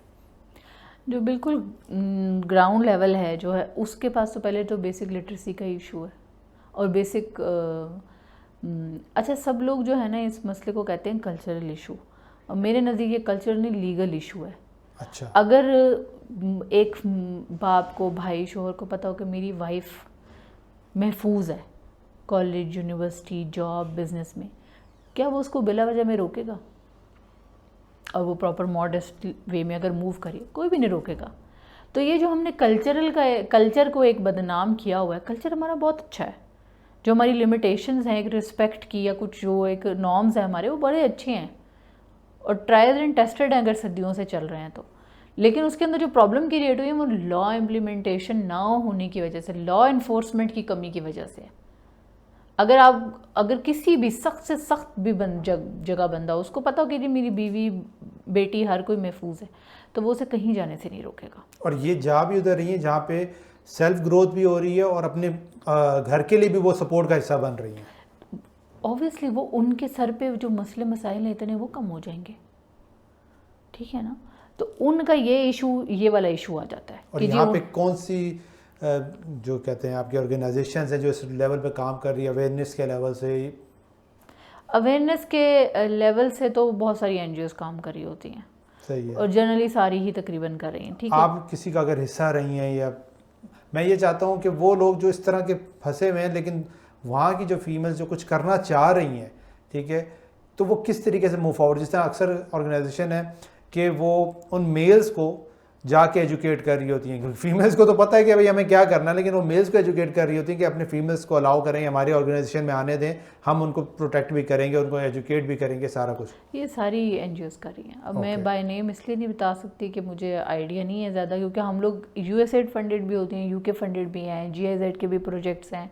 तो जब आप जाते हो इन जगहों पे, तो ये सारी की सारी ऑर्गेनाइजेशन कुछ ना कुछ काम कर रही होती है। मेरा डिजिटल लिटरेसी के हवाले से आप सर्कल को देख लें, जो सदफ आबिद जिसको रन कर रही हैं, वो काफ़ी जा रही होती हैं। फिर हमारी हैं, मैं उनका नाम भूल रही हूँ, पेज 4 एजुकेशन कुछ करके है, इस्लामाबाद बेस्ड ही है, और वो एजुकेशन के ऊपर बहुत काम करी। वो तो ऐसी ऐसी जगह पे जाके काम करी होती है ना, मैं उसको नाम आपको शायद बाद में बता हम लिंक्स सकूं। वगैरह मैं डाल दूंगा, क्योंकि सवाल वही आएगा ना कि कहाँ से स्टार्ट किया जाए। ठीक है, तो आपने 2-3 ऑर्गेनाइजेशन बता दी, कुछ और भी रिकॉल होंगी तो हम उसको ये डिस्कस। SRSP हमारा बहुत ज़्यादा काम करता है। फिर उसके अलावा आपका इस्लामिक रिलीफ है, UNHCR के इतने सारे प्रोजेक्ट्स चल रहे होते हैं, तो डिफरेंट जो ऑर्गेनाइजेशंस हैं उनके साथ काम करती है। बी फेयर काफ़ी काम कर रही होती है, पोर्टफोलियो उनका काफ़ी ज़्यादा है। हम लोगों ने अभी जो मैंने रिसेंटली किया वो तो एंटरप्रेन्योर के ख्याल मिड टीयर लेवल के साथ था, नॉट फॉर अब उस पर हम बात करते हैं कि वहाँ पे कौन सी ऑर्गेनाइजेशन का अगर आप हिस्सा हैं तो वो बता दें, और वो क्या कर रही हैं। जो मिड टीयर लेवल है उसका इशू ये होता है कि उनको घरों की तरफ से थोड़ी सी रिलीफ होती है, लेकिन वो अभी तक बिजनेस तो कर रहे हैं, लेकिन इस पॉइंट पे नहीं आए कि हम इसका एक्सपेंशन समझ सकें। ठीक है, उसके लिए अभी जो मैंने रिसेंटली काम किया, US एडा का प्रोजेक्ट था, उसके साथ मैंने फाइनेंशियल लिटरेसी के लिए किया। टाई वुमेन के साथ, टाई इस्लामाबाद जो है उनके साथ किया था एक प्रोजेक्ट जो रिसेंटली किया। लेकिन उसके अलावा भी मुझे जहाँ तक आइडिया है, बहुत सारी ऑर्गेनाइजेशन डिजिटल इंक्लूजन के ऊपर काम कर रही होती हैं। हमारे NIC के बहुत ज़्यादा प्रोजेक्ट्स काम कर रहे होते हैं। फिर एटम कैंप ने जो है वो थोड़ा सा थोड़े एजुकेटेड लॉट के ऊपर टच किया हुआ है। अच्छा, एक सवाल जो ऑडियंस को आएगा और वो कंसर्न भी इनको करेगा, वो ये है, ऑर्गेनाइजेशन के नाम तो आ गए, सारा कुछ हो गया, क्या मुझे इनको अप्रोच करना चाहिए, मतलब इन ऑर्गेनाइजेशन से किस तरह कनेक्ट होना चाहिए? क्या उनकी वेबसाइट से जाके कनेक्ट होना चाहिए, सोशल मीडिया से कनेक्ट होना चाहिए? नाम तो हमें समझ आ रही है, चले ये काम भी कर रहे हैं। एक इंडिविजुअल जो लेट्स वो इतना एजुकेटेड नहीं है, बट वो निकलना चाह रही है, कुछ करना चाह रही है, सो क्या प्रोसीजर क्या होता है? सोशल मीडिया पे जाएं, ठीक है, इनके पेजेस पे चली जाएं। इनके पेजेस आप बाद में सर्च करें। पहले अच्छा। हम जाके अपने गूगल के अंदर जो है ना, वो अपनी नीश के हिसाब से सिर्फ लिख दें कि इससे रिलेटेड जितने लोग हैं वो आप हमें शो कर दें। ठीक है, ब्राउजिंग का एक सिंपल सा तरीका होता है। फिर वो फेसबुक पे जाएं, लिंक्डइन के ऊपर जाएं, इंस्टाग्राम के ऊपर जाएं। इन्होंने जितनी भी चीज़ें आ रही होती हैं, अब आपके NIC के अंदर इतने सारे पोर्टफोलियो स्टार्ट हुए होते हैं, आपकी डिफरेंट ऑर्गेनाइजेशन जो है वो उनका ये पोर्टफोलियो ना भी हो तो भी कर होते हैं। केयर इंटरनेशनल जो है आपकी, उन्होंने फीमेल्स के लिए एक बहुत अच्छा ज़बरदस्त किस्म का प्रोजेक्ट जो है वो स्टार्ट किया हुआ है। जैज़ वालों ने बहुत किया है, टेलेनॉर इजी पैसा ने किया है। वो इतनी ज़्यादा कंपनीज़ हैं ना कि जब आप सर्च करेंगे, फिर आपका अब अपने क्लाइमेट के अंदर जाना है तो उसका एक पूरा अलग पोर्टफोलियो है। आपने फिनटेक के साथ अटैच होना है, एक अलग पोर्टफोलियो। आपने ई-कॉमर्स के साथ जाना है तो अलग है। अब TDAP का स्पेशली विमेन ई-कॉमर्स से रिलेटेड सेपरेट पेज है, बट नोबडी नोज। मुझे यहाँ पे एक और प्रॉब्लम फील हो रही है, आई डोंट नो कि ये प्रॉब्लम है कि नहीं है। जितनी ऑर्गेनाइजेशन आप बता रही हैं, कोई सेंट्रलाइज लोकेशन शायद नहीं है, कि मतलब एक फ़ीमेल किसी भी कैटेगरी में हो, ग्राउंड, मिडल या टॉप पे हो, वो जाए, सर्च आउट कर, फीमेल या मेल भी सर्च आउट करे, तो उसको एक प्लेटफॉर्म या कहीं पे इस तरह का डाटा मिल सके, भाई क्या ऑर्गेनाइजेशन क्या काम कर रही है और किस तरीके से आपको हेल्पफुल हो सकती है ऐसा कोई प्लेटफॉर्म या कुछ? ट्राई बहुत दफ़ा की है, लेकिन वो सिर्फ गवर्नमेंट के ऑर्गेनाइजेशन को कंपाइल करने तक होती है। अच्छा, वो कहाँ पे है? वो आपके बोर्ड ऑफ इन्वेस्टमेंट के ऊपर चैम्बर के अंदर लिंक्स होते हैं। आप मिनिस्ट्री की साइट्स खोलें, उनके अंदर डिफरेंट होते हैं। आप जो भी साइट खोलेंगे उन्होंने रिलेटेड नीचे डिफरेंट वेबसाइट के लिंक्स जो हैं वो साथ हमेशा दिए होते हैं। सही है। ये जब ऑर्गेनाइजेशंस की बात करते हैं, ज़्यादातर ये नॉन प्रॉफिट ऑर्गेनाइजेशंस हैं? नहीं, फॉर प्रॉफिट भी हैं। और अच्छा, ये जो टेक्नोलॉजी के साथ काम करें वो पाकिस्तान सॉफ्टवेयर रिसोर्स बोर्ड के ऊपर आपको मिल जाएंगे, पाशा की वेबसाइट के ऊपर मिल जाएंगे। फिर उन्होंने अपनी सेपरेट वेबसाइट्स की होती हैं, फिर 101 CEO का एक प्लेटफॉर्म है, उसका फीमेल का एक अलग पोर्टफोलियो, उन्होंने सारी फीमेल्स की लिस्ट दी हुई है। तो थोड़ी मेहनत जो है वो खवातीन को करनी चाहिए वो जो सर्च करने में। अक्सर हमारे सेशन में बात होती है ना कि बल्कि ये लोग अपने कमेंट्स में बताएंगे कि आपकी तरफ से कंटेंट आना चाहिए, क्योंकि जिन ऑर्गेनाइजेशन का आप हिस्सा रही हैं, जितना कुछ आप जानती हैं ख़ासतौर पर फीमेल के सेक्टर से, और मेल के अंदर भी आपने काफ़ी कुछ है नहीं पता, मतलब कितनी ऑर्गेनाइजेशन तो मैं फर्स्ट टाइम आपसे सुन रहा हूँ, ठीक है, कुछ IT में रहने के बावजूद भी। तो अगेन बिल्कुल बताइए कि जनाब कुरैन का कंटेंट आना चाहिए, नहीं आना चाहिए, और ख़ास तौर पे यही अवेयरनेस किया, और जो आपका पेन पॉइंट भी है कि लोगों को अवेयरनेस किया जाए। अब चलते हैं, थोड़ा सा स्पेसिफिक होते हैं, फ्रीलांसर्स भी कह लें या स्टार्टअप्स के ऊपर ही मैं फोकस करूँ क्योंकि हमारी ज़्यादातर ऑडियंस उसी के अराउंड है। कोर जो चैलेंजेस कुछ हमने डिस्कस भी कर लिए, और उसके अलावा भी अगर कुछ चैलेंजेस ऐसे हैं ख़ासतौर फ्रीलांसर्स के तौर पे, वहाँ पे क्या फ़ील हो रहे हैं और वहाँ पे क्या या किस तरीके से वहाँ से निकल सकते हैं। और ख़ासतौर पे आजकल जो फ्रीलांसर्स को एक प्रॉब्लम चैलेंज आ रहा है, वही चैलेंज आ रहा है कि पहले तो न लगता था कि जनाब हम अपना काम करेंगे तो ख़ुद के बॉस होंगे और 9 to 5 में जॉब नहीं करना पड़ेगी बड़ा लाइफ सुकून से, लेकिन अब जब रात को जागना पड़ता है, ठीक है, क्लाइंट का कोई टाइम नहीं, 24 घंटे हम जो है ना वो क्लाइंट के ताबे हैं, फिर एक बॉस नहीं है, मल्टीपल बॉस हैं, अब वो उस इकोसिस्टम में जाके फंस चुके हैं। तो एज़ पर योर एक्सपीरियंस क्या कहेंगी उन फ्रीलांसर्स के लिए, या किस तरीके से वो इकोसिस्टम के अंदर ग्रो कर सकते हैं? फ्रीलांस का कॉन्सेप्ट क्या होता है? वो बंदा जो अपने घर से बैठ के, जो टिपिकली यहाँ पे बिल्डअप हुआ है कि अपने घर से बैठ के अपने टाइम के मुताबिक, जो सो कॉल कहा जाता है अपने टाइम के मुताबिक, लेकिन वो क्लाइंट के टाइम के मुताबिक काम कर रहा है। अच्छा, अब फ्रीलांस जो एक्चुअल में चीज़ है वो ये है कि आप किसी एम्प्लॉयर के लिए काम नहीं कर रहे, आप अपने लिए काम करें। इसमें घर की एडिशन, इसमें अपने टाइम की एडिशन, ये सिर्फ और सिर्फ जो लिक्रेटिव वर्ड्स के अलावा कुछ भी नहीं है, ठीक है। अब मैं अगर कहूँ तो मैंने भी फ्रीलांस काम किया। When I started earning I was just 19 years old। ना हम उस वक़्त अपनी फाइनेंस अपनी जो है वो जनरेट करने के लिए अपनी फाइनेंशियल्स जो होते थे वो साथ एक्स्ट्रा कुछ ना कुछ काम हम करते थे, ठीक है। तो अब वो भी फ्रीलांस की कैटेगरी में आता है, जो एक्चुअल मीनिंग है फ्रीलांस का। हमने उसको खामखा जो है वो कुछ चीज़ों के साथ टैबू बना दिया हुआ है। तो प्रॉब्लम वहाँ पे फिर इसलिए आती है कि हमने उसको, हम समझते हैं कि शायद ये एंड है, ठीक है। फ्रीलांस उस टाइम किया जाता है 2 पॉइंट्स पे, जिस वक्त आप देखें जॉब छोड़ के एक अपने सेटअप में जाने का जो टाइम होता है उसके दरमियान, या एक स्टूडेंट के लिए टाइम होता है कि चलो अब मेरे पास एक्स्ट्रा कुछ टाइम है यूनिवर्सिटी से, या मैं कोई ऐसी स्टडीज़ कर रहा हूँ, या मैं कोई जॉब पे हूँ और मेरे पास एक्स्ट्रा टाइम निकल रहा है, तो मैं वो 2-3 घंटे यूटिलाइज़ कर लूँ। अब मैं वो ऑनलाइन अपनी कौन सी स्किल सेट करता हूँ, वो ऑनलाइन हो या ऑफलाइन हो, उससे कोई फ़र्क नहीं पड़ता, ठीक है। तो वो जो हमने एंड गोल समझ लिया ना, इसलिए हमसे टाइम मैनेज नहीं होता, इसलिए हमसे माइंडसेट मैनेज नहीं होता, क्योंकि freelance is not an ultimate goal और a profession, it's a kind of transition time. या फिर वो लोग करें जो 70-80 साल के हो गए, ठीक है, और उन्होंने हफ्ते में कोई 2-3 से सिर्फ घंटे या 5-10 घंटे लगाने होते, तो वो कहते थे फ्रीलांस प्रोजेक्ट आ जाएगा तो हम कर लेंगे। मतलब अगर सिंपल वर्ड्स में कहा जाए कि जो आप पार्ट टाइम या साइड पे जो हसल कर रहे थे वो फ्रीलांस के ज़ुमरे में आ रही थी, अब उसमें लोगों ने कैरियर भी बनाना शुरू कर दिया और उसको एक तरीके से ये समझ लिया कि यही अल्टीमेट गोल है, लेकिन उससे भी आगे जाके स्टेप्स आते हैं।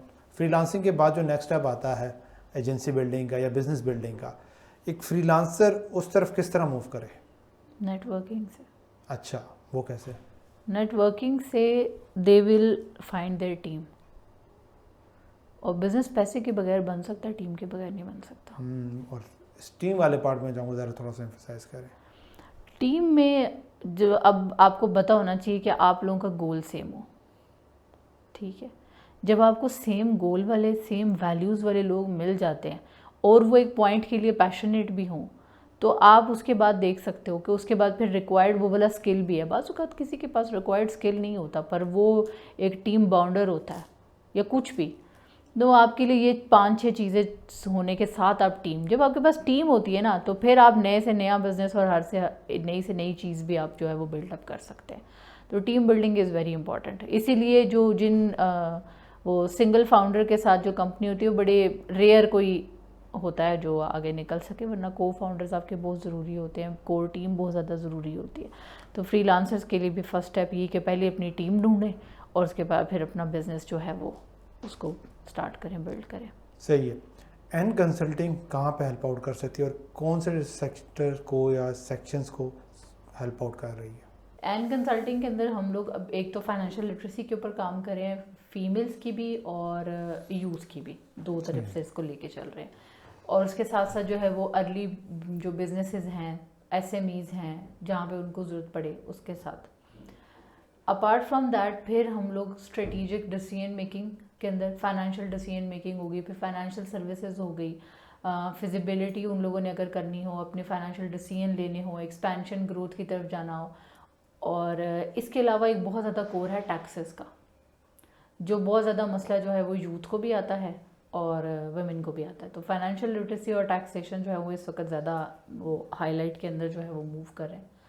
टैक्सेशन का ये है कि एक तो लोग उससे डरते बहुत ज़्यादा, हालांकि वो इतनी डरने की चीज़ नहीं है। तो एक गैप, उस गैप को कवर करने की ज़रूरत है कि उनको एक कोऑर्डिनेशन, मैंने एनपीओ के साथ इसके ऊपर काम किया था कि हम लोगों ने एक थोड़ा सा ब्रिज क्रिएट करने की कोशिश की। फिर उसके साथ मैंने एक question and answer series initiate की हुई है, जिसके अंदर जो है वो participants have to submit their questions and only those participant can attend that event.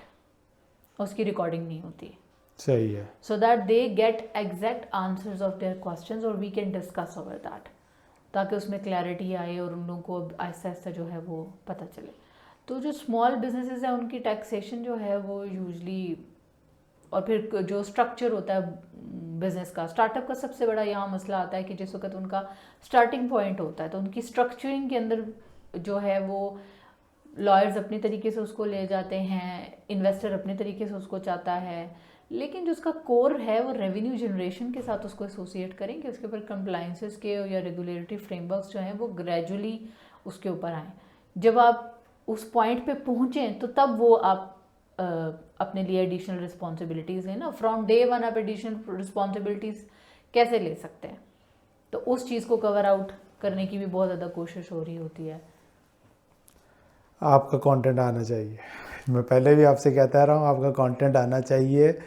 और अब तो चलें, अब डिस्कस हो गया, यहाँ से हम बात करते हैं कोचिंग कैसी जा रही है। और पहले कोचिंग जा तो कैसी रही है, कुछ फ़ायदा हुआ नहीं हुआ, क्या चल रहा है? मैं एक चीज़ उससे पहले बताती हूँ, सॉरी। हाँ। मैंने जब ये अपनी कंसल्टिंग स्टार्ट की थी ना तो उसकी 2-3 मेन रीजंस थी। एंड कंसल्टिंग के जो बनाने के रीजंस है वो बड़े कम लोगों को पता है। फर्स्ट ऑफ ऑल तो ये थी कि आई रियलाइज्ड कि ख़वातीन को डिसीजन मेकिंग रोल्स के अंदर जो है वो नहीं आने देते। उसकी एक रीज़न ये है कि शायद वो लोग जेंडर सेंसिटाइज नहीं है, और ख़ास तौर पे जिस पार्ट में मैं रह रही हूँ। दूसरी चीज़ ये है कि ख़वातीन ख़ुद भी अभी तक उतनी ग्रूम और प्रिपेयर नहीं हुई हैं। तो मैंने जो एन कंसल्टिंग बनाई थी उसका एक बहुत बड़ा रीज़न था कि मैं ख़वातीन को मेंटली ग्रूम करूँ, पर्सनालिटी वाइज भी, मेंटली और प्रोफेशनली, स्किल वाइज भी, कि वो प्रोफेशनल वर्ल्ड में जाके जब अपॉर्चुनिटी भी आती है तो वहाँ पे वो सिर्फ कोटा पूरा करने के लिए ना हो, वो परफॉर्म भी कर सके। ठीक। दूसरा एन कंसल्टिंग का जो पॉइंट था वो ये था कि आई वांट कि ख़वातीन के लिए अलग HR एक सिस्टम होना चाहिए विच आई ट्रस्ट। ये मेरा पहला आज ऐसा मौका है शायद जो मैं एक पब्लिक के साथ इस तरीके से हमारी जा रही है आवाज़। तो आई वांट कि हम अपने जो HR पॉलिसीज़ है ना वो हमारे पाकिस्तान के हिसाब से होनी चाहिए हमारी। ठीक है, हमारे यहाँ खातून घर में चाहिए, एक टाइम के बाद चाहिए, 3 बजे तक घर आ जाए, 2 बजे तक घर आ जाए। तो हम ऐसा क्यों नहीं सिस्टम बना सकते कि जी उनके लिए हम कुछ पैकेट्स क्रिएट करें कि वो उस तरीके से काम करें, उनकी रेम्यूनरेशन उसी तरीके से हो। हमने उनको भी बंदा बना दिया जिसकी वजह से हमारा 50% जो है वो मतलब हिस्सा हमारा पाकिस्तान का यूज़लेस है, और ख़ास तौर पे वो जिनकी शादी हो जाए। आप अगर उनको कहें कि जी आपका वो टाइम पीरियड होता है 5-7 साल का, उसमें बच्चे स्कूल गोइंग हो जाते हैं, उसके बाद फिर वो अपने आप को यूज़लेस फील करती हैं। वापस आने का जो रास्ता है, वो रिटर्नशिप के जो प्रोग्राम है, वो we all know that they are pretty useless. ठीक है, और वो कितनी को ख़वातीन को अकोमोडेट कर लेंगे, जबकि हमारे पास बहुत ह्यूज पूल है इकोनॉमिकली भी फ़ायदा हो सकता है, घर के जो लोग हैं उनको भी फ़ायदा हो सकता है। ऑब्वियसली एक बंदा इस वक्त इतनी इन्फ्लेशन में और इस इकोनॉमिक क्राइसिस के अंदर नहीं सर्वाइव कर सकता। अच्छा, तीसरा जो रीज़न था एंड कंसल्टिंग का, हम आई रियलाइज दिस थिंग कि एक स्टार्टअप को इस तरह का हमारे सामने फेस करना पड़ा कि उनकी जो थी वो, क्योंकि उनकी कोई लीगल नॉलेज नहीं थी, उनकी कोई फाइनेंशियल नॉलेज नहीं थी, उनकी कोई स्टार्टअप से रिलेटेड नॉलेज नहीं थी, एंटरप्रेन्योरियल नॉलेज नहीं थी, तो he has been taken advantage of. फिर उसके बाद एक केस आया तो उसके बाद भी बहुत सारे नज़र आने शुरू हो गए। तो मैंने जो एंड कंसल्टिंग स्टार्ट की थी वो वुमेन के साथ साथ स्टार्टअप्स को इसलिए फोकस किया था कि we know that how to build from the scratch. अच्छा, हमने 2 टीयर्स की तो बड़ा डिटेल में बात की। एक तो ग्राउंड लेवल पे जो फीमेल्स हैं जिन ऑर्गेनाइजेशन में आपने काम किया, मिड की, टॉप टीयर पे क्या हो रहा है और वहाँ पे आप क्या रोल प्ले कर रही हैं? टॉप टीयर में जो है ना, हमारे पाकिस्तान के कॉन्टेक्स्ट में अभी भी जो है ना वो ख़वातीन डिसीजन मेकिंग रोल्स में बड़ी लिमिटेशंस फेस कर रही हैं। ठीक है, स्पेशली जो है ना they can't reach to any place without the strings attach, और बहुत ज़्यादा स्मॉल परसेंटेज है, मतलब 0.001%। अब अगर हमें 5 से 10 ख़वातीन नज़र भी आ जाती हैं उस पोजीशन के ऊपर, तो हम कहते हैं नहीं जी यहाँ तो बहुत अच्छे तरीके से उनको लेवरेज मिल रहा है, but it's not like that. SCCP की एक कंडीशन है जिसमें एक आपकी जो है वो बोर्ड मेंबर होनी चाहिए फीमेल, बट उसके अंदर क्या सिस्टम चल रहे हैं उसको देखना, या अगर कोटा फिक्स हो जाता है कि जी आपने अगर 14% है या 18% है फीमेल हायर करनी है, तो फिर उसकी जो है वो आगे से एफिशिएंसी देना, इफ़ेक्टिवनेस देखना कि आपने राइट लोगों को जॉब दी है, कोई उसके अंदर फेयरनेस कितनी है, क्योंकि ओवरऑल हमारी कंट्री में अनफॉर्चुनेटली अकाउंटेबिलिटी जो है उसकी कोई जगह नहीं है। इंटेग्रिटी तो वैसे ही माशाल्लाह हमारे हाँ, मतलब मुझे ऐसे लगता है इस कॉन्सेप्ट का मतलब भी लोग भूल चुके हैं अब। ठीक है, तो टॉप टियर में ख़वातीन को प्रोफेशनली बहुत ज़्यादा लिमिटेशंस फेस करनी पड़ती हैं, क्योंकि एक पर्टिकुलर स्टेप के बाद they need to have the higher level of exposure, the higher level of opportunities, professional development, जिसके अंदर डेफिनेटली बहुत ज़्यादा कॉस्ट भी इन्वॉल्व होती है। और यूजुअली वो मिड सीनियर लेवल के बाद जो है वो बहुत ज़्यादा फाइनेंशियली शायद उस तरह ना स्टेबल हो। अगर फाइनेंशियली स्टेबल भी हों तो फिर भी उसके लिए कुछ जो स्ट्रीम लाइन कोई पाथ हों वो वेल नोन नहीं है। मेंटोर्स आपको इतने जो है वो उस लेवल पे जाके आपके लिए वो भी एक मुश्किल बन जाती है। तो उस लेवल की ख़वातीन के अलग हैं, और अगर उस लेवल की जो एंटरप्रेन्योर्स हैं तो उसके लिए अगर हम थोड़ा सा अगर मतलब हम देखें तो उसमें से कितनी एंटरप्रेन्योर्स ऐसी हैं जो फैमिली नेम्स के बगैर हैं। ठीक है, अब फैमिली नेम्स में तो we all know that how it get built up, वो तो एक होता है उनकी, ऑब्वियसली उनकी अपनी बहुत एफर्ट है। इट्स नॉट लाइक दैट कि आप अब बेहतरीन काम भी किसी को पकड़ाएंगे, अगर उसके अंदर खुद काबिलियत नहीं है ना तो वो नहीं कर सकेगा। ठीक है, लेकिन हमारे सिस्टम और एक इन्वायरमेंट ऐसा होना चाहिए कि अगर कोई बंदा काबिल है तो वो इक्वल अपॉर्चुनिटी अवेल कर सके और वहाँ तक पहुँच सके, वो हमारे पास नहीं है। तो हमारे पास बहुत ज़्यादा ख़वातीन जो हैं वो मिड करियर लेवल के ऊपर जो है वो स्टक हैं। सही है, तो एंड कंसल्टिंग या किसी ऑर्गेनाइजेशन में या वहाँ पे अगर जाना चाहे, मूव करना चाहे, तो हमने प्रॉब्लम की आइडेंटिफिकेशन कर ली, तो कोई ऐसे वेन्यूज़ हैं जहाँ पे ये फीमेल्स ग्रो कर सकें, निकल सकें इस जोन से? जो हमारे पास ग्रास रूट लेवल के ऊपर हैं ख़वातीन, उनके पास तो मैंने आपको बताया बेतहाशा एवेन्यूज़ है कि उसके ऊपर फंडिंग भी अवेलेबल है, गवर्नमेंट भी उसके ऊपर काम कर रही है, चाहे वो पॉवर्टी के नाम पे हो, चाहे वो जेंडर बैलेंस हो, जेंडर इक्वालिटी हो, इक्विटी हो, डाइवर्सिटी हो, इंक्लूजन हो, उसके ऊपर तो बहुत सारे लोग काम कर रहे हैं। मिड टीयर लेवल के ऊपर आके फिर एक और इशू भी हो जाता है कि उनका ख़वातीन के साथ ख़वातीन का कंपटीशन नहीं रहता। उसके अंदर फिर एक बिजनेसमैन की तरह भी तो आपको सोचना सीखना है ना। आप सिर्फ ये तो नहीं होगा कि जी ख़वातीन ही खेलती रहेंगी, तो जो बिजनेस है that doesn't see the gender, ये उनको समझने की ज़रूरत है कि आपको भी जब आप दिमाग है, इस दिमाग के ऊपर कोई वो लेबल नहीं लगा हुआ जेंडर का, तो वहाँ पे वो अपने एक चैलेंजेस आ जाते हैं। फिर टीयर हाई लेवल पे जाके फिर वहाँ पे एक अलग वो जेंडर बाइसेस है, क्योंकि हम अक्सर स्टोरीज़ देख रहे होते हैं जो आ रही होती हैं इवन वीसी के हेड्स लेवल के ऊपर भी चीज़ें चल रही होती है। अब अगर हम देखें, हमारे पाकिस्तान में अपना फीमेल ओन्ड वीसीज़ हैं, मतलब इट्स एडवांटेज कि हमारे पास एक मॉडल वहाँ पे भी हैं। फिर बहुत सारी ऐसी एंटरप्रेन्योर्स भी हैं जिन्होंने बहुत बड़े बड़े जगह पे बिल्डअप किया हुआ है। अब किसी को शायद ना पता हो कि दुनिया के सबसे बड़े जो ये ट्रांसपोर्ट नेटवर्क है,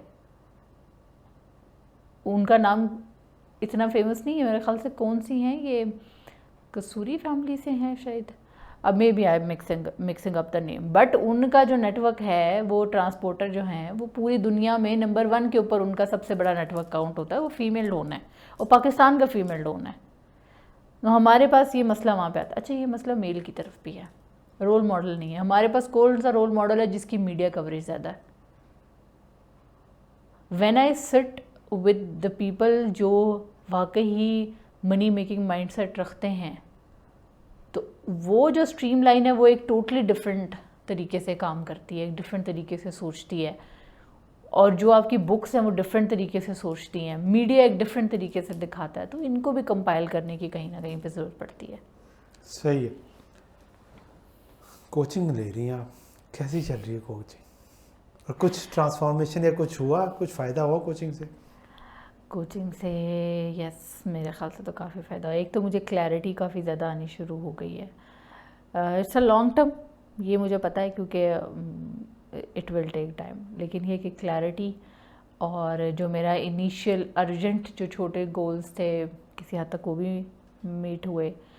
फिर जब से मैंने कोचिंग स्टार्ट किया तो it help me out in polishing my personal brand a lot.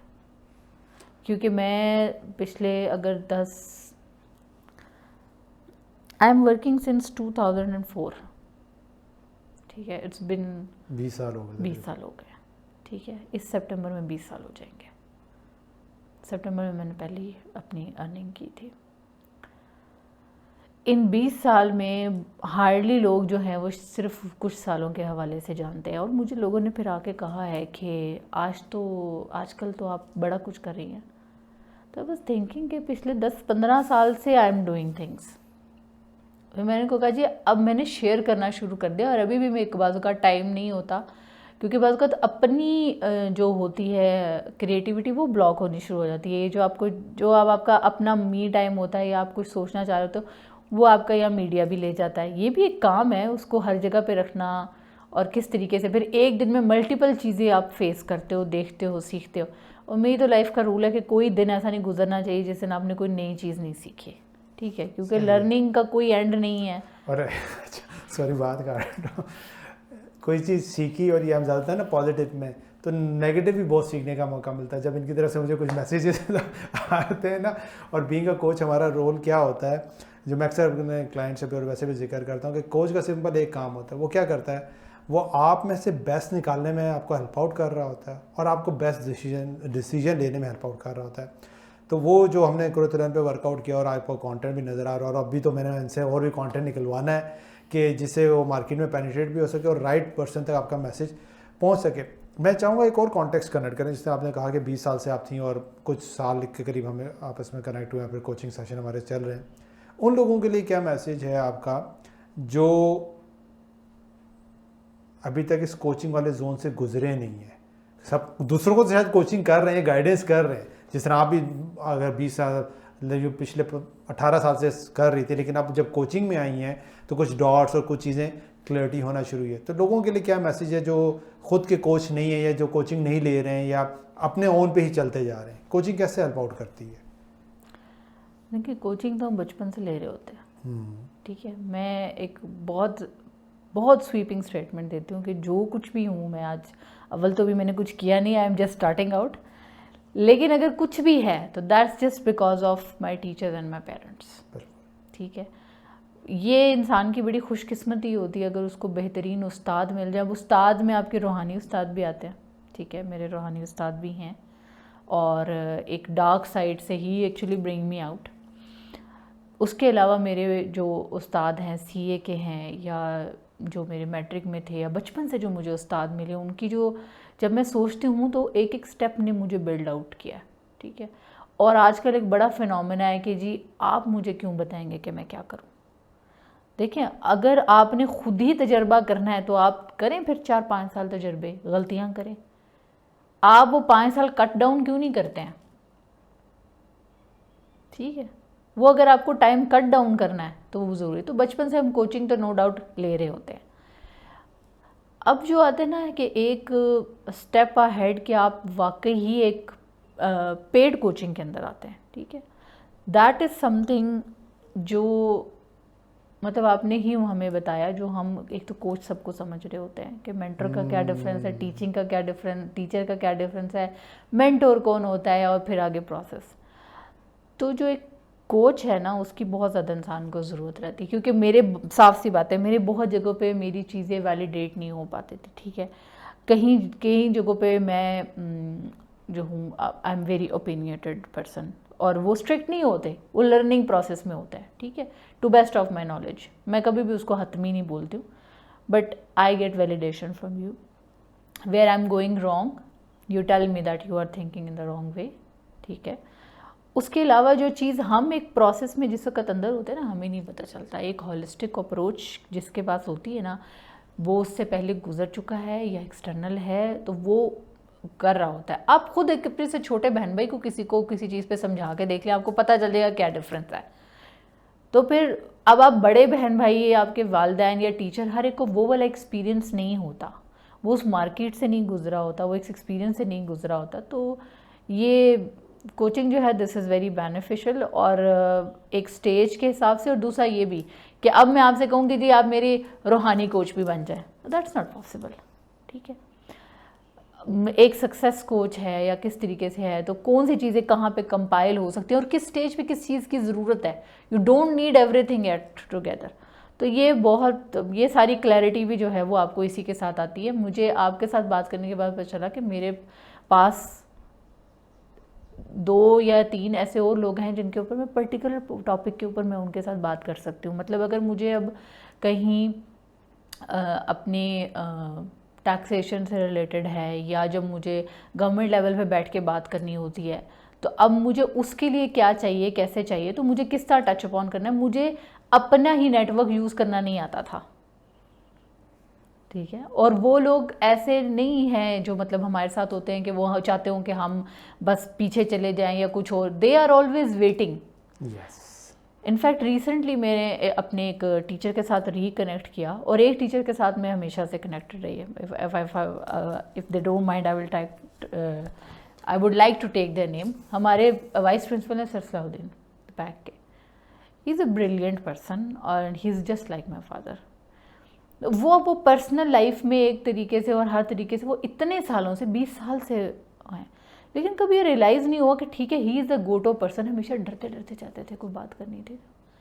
अब पता है कि ये वाला जो मसला ना, ये यहाँ पे इस वाले पॉइंट पे ये फिर एक और सर से हम कनेक्ट हुए इतने अरसे के बाद। He said the people stay connected, and I realise that I am such a stupid person.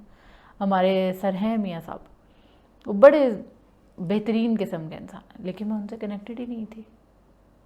So this coaching also help me out कि who are the people who are 100% sincere to me, they are not. मैं उनको कुछ दे ही नहीं सकती, साफ सी बात है। अल्लाह ताला उनको जज़ा दे, अल्लाह ताला आपको भी जज़ा दे, क्योंकि ऑब्वियसली जिससे हम कुछ सीखते हैं हम उसको कभी भी पे बैक नहीं कर सकते। ये I believe in this thing. एक हम उस्ताद का कभी पे बैक नहीं कर सकते, एंड यू आर ऑल्सो उस्ताद में आते हैं आप। और दूसरा जो हमारे स्टाफ होता है ना, हाउस स्टाफ स्पेशली, उसको हम कभी बैक नहीं कर सकते। No salary can pay them जो वो खिदमत हमारी करता है, ठीक है। बड़ी ज़बरदस्त आपने बात की, ज़्यादा तारीफ़ें कर दी। अच्छा दूसरा मैं ऑडियंस के लिए कनेक्ट करता हूँ। मैं अक्सर ये बात कहता हूँ, वो बंदा जो आपकी बात सुनना नहीं चाहता ना, आप उसको बात समझा नहीं सकते। अब कोचिंग में क्या होता है, इट्स अ 2 वे प्रोसेस है, और हमारी लाइफ के अंदर लोग रहते हैं, वो लोग जिनकी बात हम सुनना चाहते हैं ना, उन्हीं की बात हमें समझ आती है। और दूसरे एंड पे वो बंदे अगर हमसे सिंसियर हैं, और सिंसियरिटी ये है उनको कुछ नहीं चाहिए, लेकिन वो आप में कुछ देख रहे हैं, जो कोच जिस भी कैटेगरी में, तो एक बड़ा कॉमन वर्ड हो गया, लेकिन लाइफ में वो सारी ज़िंदगी आपके साथ रहा है। और अगर आप रिकॉल भी करेंगे तो आपकी जर्नी के अंदर ऐसे लोग रहे होंगे जो आपसे सिंसियर थे और आपकी ग्रोथ में आपको हेल्प आउट करना चाहते थे और आपसे कुछ नहीं चाहते थे। प्रॉब्लम यहाँ आती है कि हम उस टाइम पे नहीं जज कर पा रहे होते कि यार ये बंदा हमें कोच है या हमारा उस्ताद है, जिस तरह हमने कुछ लोगों का जिक्र किया, नाम किया। अगर आपको राइट टाइम पे आ जाए तो आपको कदर आ जाएगी और आप वो एडवांटेज ले सकते हैं जो आपकी ग्रोथ के लिए बहुत फ़ायदेमंद है। Exactly. तो जो पॉइंट, और जिस तरह वो अभी डॉट्स कनेक्ट हुआ, जब हम सेशन में कहे यार अपनी लाइफ में आप देखें आपके फील्ड में वो लोग हैं जो आपसे कनेक्ट होंगे और आपको हेल्पफुल होंगे। तो आप लोग भी अगर अपनी फील्ड में कहीं भी स्टक हुए हैं तो फाइंड आउट द पीपल्स जो आपसे सिंसियर होंगे, क्योंकि वो एक ऐसी चीज़ देख रहे हैं आपके अंदर, वो स्पार्क देख रहे हैं, वो ओपनिंग देख रहे हैं, वो देख रहे हैं कि you can do something with those skills, with the knowledge, experience, आपके पास की चीज़ों से कुछ ना कुछ डॉट्स को वो कनेक्ट कर रहे होंगे, लेकिन वो आपका हाथ नहीं पकड़ेंगे ना। ये बड़ा ट्रिकी पार्ट है। वो हाथ तब पकड़ेंगे जब आप अपना हाथ देंगे। If you are expecting those peoples to change your life या आपको आके एकदम से गाइडेंस करें, नहीं करेंगे। वो वेट कर रहे हैं आपका कि आप उन तक पहुंचें और आप एडमिट करें कि आपके पास प्रॉब्लम है और आप उनकी तरफ आए सिंसियरिटी से। और एक और चीज़, जब हम कोचिंग को बात करते हैं 2 वे प्रोसेस के अंदर, वो क्या है कि मैं आपको कुछ चीज़ बता रहा हूँ और एक्सपेक्ट कर रहा हूँ कि आप उसके ऊपर इम्प्लीमेंट करेंगे। ये नहीं एक्सपेक्ट कर रहा कि आपके डिज़ायर रिजल्ट्स भी वही आएंगे, मैं ये एक्सपेक्ट कर रहा हूँ कि आप उसकी इम्प्लीमेंटेशन करें। अब जब आप इम्प्लीमेंटेशन करेंगी तो जब वापस आएंगी तो कुछ आपके पास नया डाटा होगा, नई नॉलेज होगी, नया एक्सपीरियंस होगा, जो मुझे फिर हेल्प आउट करेगा आपको तराशने के अमल में और आपको गाइड करने में। तो अगर आपके जहन में, आपकी लाइफ में इस तरह के लोग रहे हैं जिन्होंने गाइडेंस दी होगी और आपको नज़र भी आता है कि यार ये शायद सिंसियर था और दोबारा आपको नहीं गाइडेंस दे रहे हैं, तो उसके अंदर जो क्रिटिकल मिस्टेक आपने की है ना, आपने फॉलोअप नहीं किया। फॉलोअप से मुराद है कि जो कहा गया था उसको इम्प्लीमेंट नहीं किया। हम लोग असल में हिंट भी नहीं पिक करते। अब आपकी बात से मुझे 2-3 ऐसे लोग और याद आ रहे हैं। जब मैंने अपना बिज़नेस स्टार्ट किया था और मेरा ये दरमियान में रह गया, तो हमारे फर्म के पार्टनर थे sir Aamir. He is also a very nice person और he also was a person who saw something in me, और उन्होंने मुझे बहुत अच्छे तरीके से अप्रिशिएट भी किया, अपॉर्चुनिटीज़ भी दी। वो बड़े गुस्सा हुए थे। उनके गुस्सा होने के बाद ये एहसास हुआ कि हाँ ठीक है, मतलब पता चला कि ये यहाँ से इस तरह कुछ हुआ है। And he is still a person. तो हम हिंट नहीं पिक करते। बचपन में एक हमारे एफएससी के टीचर थे, हम उनसे दोबारा मिलने के लिए गए, तो हमने उनसे पूछा, सर वो हमारे साथ फलां लड़की थी, वो टॉपर्स थे, ये वो, हम तो अबव एवरेज चलें, ठीक है बच्चे थे, लेकिन तो मैंने कहा जी वो तो, उन्होंने कहा जी वो कुछ ऐसा करी थी जो हम लोग एक्सपेक्ट नहीं कर रहे थे। वी वर एक्सपेक्टिंग किसी मेडिकल कॉलेज में होंगी या किसी इंजीनियरिंग कॉलेज में होंगी कहीं पे। तो उस वक्त सर ने एक बड़ी बात की, उन्होंने कहा, मैंने कहा सर वो तो एक्स्ट्रा ऑर्डिनरी स्टूडेंट थे। Sir just stop for a second, लोग turn toward me and said, हमारे सर परवेज होते थे APS सरगोदा में, he said, बेटा you were the extraordinary. ठीक है। एंड आई डिडेंट रियलाइज़ कि उन्होंने हमें पूरा टाइम, पूरे 2-3 साल जो पढ़ाया, वो इतना जलील किया हुआ था कि उनके नाम से भी हम डरते थे। एंड मेरे फादर पास हुए तो वो स्पेशली जब पता होता था कि यहाँ पे हेल्प की ज़रूरत है, तो वो एक दफ़ा तो मुझे याद है हम बैठे हुए थे और मैं थोड़ी केयरलेस होती थी, तो घर में दरवाजे पे नॉक हुई, तो मैंने कहा कौन? कहते सर। मैं कब मर गया? कहते अभी नहीं बेटे मरे, दरवाज़ा खोलो फिर बताता हूँ मैं। तो उनको क्या ज़रूरत थी? एफएससी के बाद तो दोबारा कभी हम मिले भी नहीं, लेकिन उनके वर्ड्स जो है ना वो यहाँ स्टक हो गए। इसी तरह हमारे जो स्पिरिचुअल टीचर हैं मेरे, हज़रत ताबिश कमाल साहब, he never ask anything from me. और उनका जो कनेक्शन है मेरे साथ, वो जब मैं दूसरे लोगों को, दूसरे साथियों को देखती हूँ, उससे बड़ा डिफरेंट और बड़ा स्पेशल है।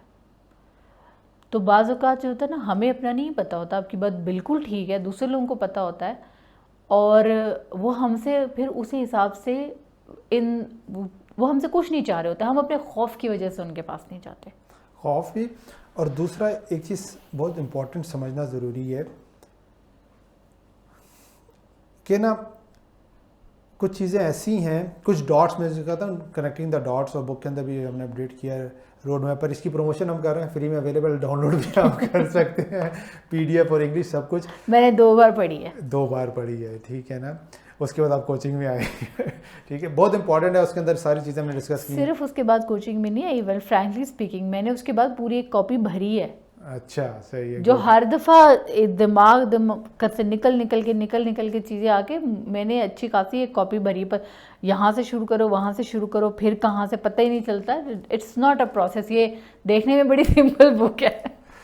सही है। तो again coming back to the point, coaching का अगर हम वाइंड अप करें कि प्लीज़ कदर करें उन लोगों की जो सिंसियरिटी से आपकी ग्रोथ में आपको हेल्प आउट करना चाह रहे हैं। और वो जो अभी आपने 2-3 एग्जाम्पल दे दी ना, वो ये नहीं होगा कि सीधा कोई बंदा आएगा या ऐसे सब आएंगे कि भाई मैं आपको हेल्प आउट करना चाहता हूँ, आप मुझे नज़र आ रहा है कि आप दुनिया चेंज कर देंगे। वो आपको इस तरह नहीं बोलेंगे, वो आपको वो काम करवाने या एफर्ट्स करवाने या उसकी तरफ पे ऑलरेडी कुछ इंडिकेटर्स दे रहे होंगे, और अगर आप वो चीज़ें करेंगे तो उधर से फॉलोअप भी आएगा। अगर नहीं आ रहा इसका मतलब है आपने नहीं किया। मैं पब्लिक ना कंटेंट काफ़ी देता था लोगों को, ट्रेनिंग्स वगैरह फ्री में ऑनलाइन वगैरह करता था, लेकिन मुझे चैलेंज आता था। वहाँ पे ये चैलेंज आता था कि आपने एक चीज़ बता दी, अगले सेशन में दोबारा वही सवाल वही बंदा पूछ रहा है, तो इसका मतलब है आपने वो पहली वाली चीज़ को इम्प्लीमेंट नहीं किया। और जो Tier 1 पे जो हमने बुक में भी बात की है, most of the people help stage पे हैं कि उनकी इनकम और एक्सपेंसेस की जो है ना, हेल्प से मुराद है कि इनकम कम है, एक्सपेंसेस ज़्यादा है। इस टियर पे जो ज़्यादातर लोगों का प्रॉब्लम क्या होता है, वो इम्प्लीमेंटेशन बहुत कम करते हैं, वो सवाल ज़्यादा पूछते हैं, वो परफेक्शन की तरफ ज़्यादा जा रहे होते हैं और वो नहीं करते। तो अब क्या होता था कि जब रिपीटेटिव नेचर का वही सवाल आता था ना, वो मुझे इरिटेट करता था, क्योंकि मेरी ग्रोथ ये है कि आप जाएं, करके आएँ और नया चैलेंज लेके आएँ, वो मुझे भी ग्रो करने का मौका मिलेगा, ठीक है। वो मुझे भी ब्रेन का दिमाग को हिलाने का मौका मिलेगा। अच्छा यार, ये चीज़ इसको कैसे सॉर्ट आउट किया जाए, इसके ऊपर क्या किया जाए। अक्सर आपने देखा होगा कि आपका मैसेज आता है, मैं इसको रीड कर लेता हूँ या सुन लेता हूँ, लेकिन रिप्लाई नहीं करता। उसका रीज़न ये होता है कि मैं अब थॉट प्रोसेस में हूँ कि यार मुझे किस तरह रिप्लाई करना है, कैसे। अक्सर ऐसा होगा, या शायद आपने देखा भी होगा, मैं मैसेज टाइप कर रहा हूँ लेकिन मैसेज पहुँचा नहीं आपके पास। वो क्या होता है कि बीइंग अ कोच मैं थॉट प्रोसेस को देख रहा होता हूँ कि यार ये भी करना है, नहीं करना, कैसे करना है, ताकि वो मैसेज उस तरह कन्वे हो जो मैं आप तक कन्वे करना चाह रहा हूँ। तो अगेन द पॉइंट इज़, जो कोचिंग की बात निकल गई कि आपकी लाइफ में ऐसे लोग हैं, बस आपको कदर करनी है। जिस दिन आप कदर कर लेंगे तो वो आपको बहुत दूर तक ले जाएंगे। और अगेन जो आपकी एग्जाम्पल में निकल के आया, वो उस्ताद आपको पहले भी कह सकता था कि you are the stand out person, लेकिन नहीं कहा। इसलिए नहीं कहा कि वो आपको उस लेवल पर ले जाके कहना चाहता था जहाँ पर वो देख रहा था आपको।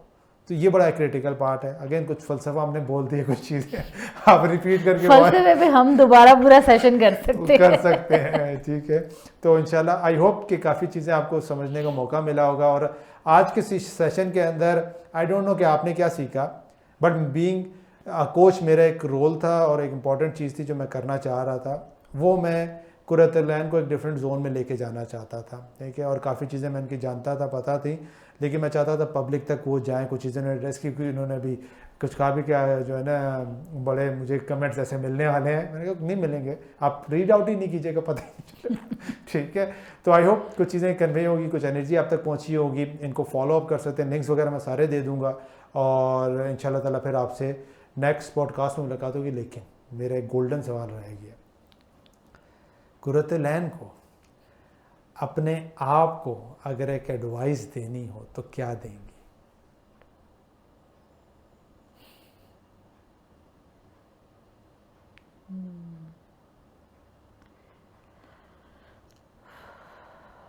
जो अल्लाह ताला ने गिफ्ट दिए हुए ना, उनको लेट गो नहीं करना। ज़बरदस्त हो गया। इन द एंड कोई ऐसी चीज़, कोई बातें तो हमने बहुत करनी है, ख़त्म भी नहीं हो सकती हैं, लेकिन इन द एंड कोई ऐसी चीज़ आप जो मैसेज कुछ कहना चाहती हैं तो ज़रूर कह दें। कहने के लिए तो बहुत कुछ निकल सकता है अभी भी, लेकिन ये है कि एक चीज़ आई वुड एडवाइस भी नहीं, एक मेरा पर्सनल ओपिनियन है कि लाइफ का ना एक डिसीजन सबसे ज़्यादा इम्पोर्टेंट होता है, या शायद 2। एक ये कि आपने करियर कैसे लेके जाना, लेकिन वो बाद में भी चेंज हो सकता है। तो जो आपकी लाइफ का सबसे बड़ा फाइनेंशियल डिसीजन होता है ना, वो आपके लाइफ पार्टनर का होता है, ठीक है, फाइनेंशियल डिसीजन। उसके अलावा भी सारा कुछ हर तरीके से, दैट इज़ वेरी इंपॉर्टेंट, क्योंकि आप किसी भी जगह पे कहीं पे भी कभी भी नहीं पहुंच सकते अगर आपको अच्छे पेरेंट्स नहीं मिले, आपको अच्छे टीचर्स नहीं मिले, आपको अच्छे दोस्त नहीं मिले, और फिर आपको अच्छा लाइफ पार्टनर नहीं मिला, और आपको अच्छे कोच नहीं मिले। तो ये कुछ जो लोग हैं ना, ये इसके अंदर ना लोग चुनते वक्त कॉम्प्रोमाइज़ नहीं करना चाहिए, ठीक है। हम लोग चुनते हुए कॉम्प्रोमाइज़, पेरेंट्स तो हम नहीं चूज़ कर सकते, ठीक है, लेकिन उस्ताद की, किस उस्ताद की बात सुननी है, किसकी नहीं सुननी, और कहाँ जाके समझनी है, वो नहीं हम कर सकते। लेकिन अपना लाइफ पार्टनर हम लोग चूज़ कर सकते हैं, अपने कोच हम खुद चूज़ कर सकते हैं, अपने मेंटर्स और अपने दोस्त हम खुद चूज़ कर सकते हैं। तो जहाँ पे हमारा कंट्रोल है ना, वहाँ पे वाइज डिसीजन लेने चाहिए। सही है जनाब, आई होप बड़ा डीप मैसेज दे दिया इन्होंने। अगेन मेरे जहन में और जो है ना स्पार्क होना शुरू हो गए थे मल्टीपल सवालात, लेकिन वो जो है ना फिर बहुत लंबा हो जाएगा, और आई होप कि इंशाल्लाह फिर नेक्स्ट जो है ना मौका मिला तो ज़रूर दोबारा सीरीज़ में मिलाएंगे। Again thanks for watching it, अपनी फीडबैक ज़रूर दीजिएगा, और कुछ अच्छा लगा तो शेयर भी कर दीजिएगा। थैंक यू, इंशाल्लाह नेक्स्ट पॉडकास्ट में मुलाकात होगी। थैंक यू, टेक केयर, अल्लाह हाफिज़।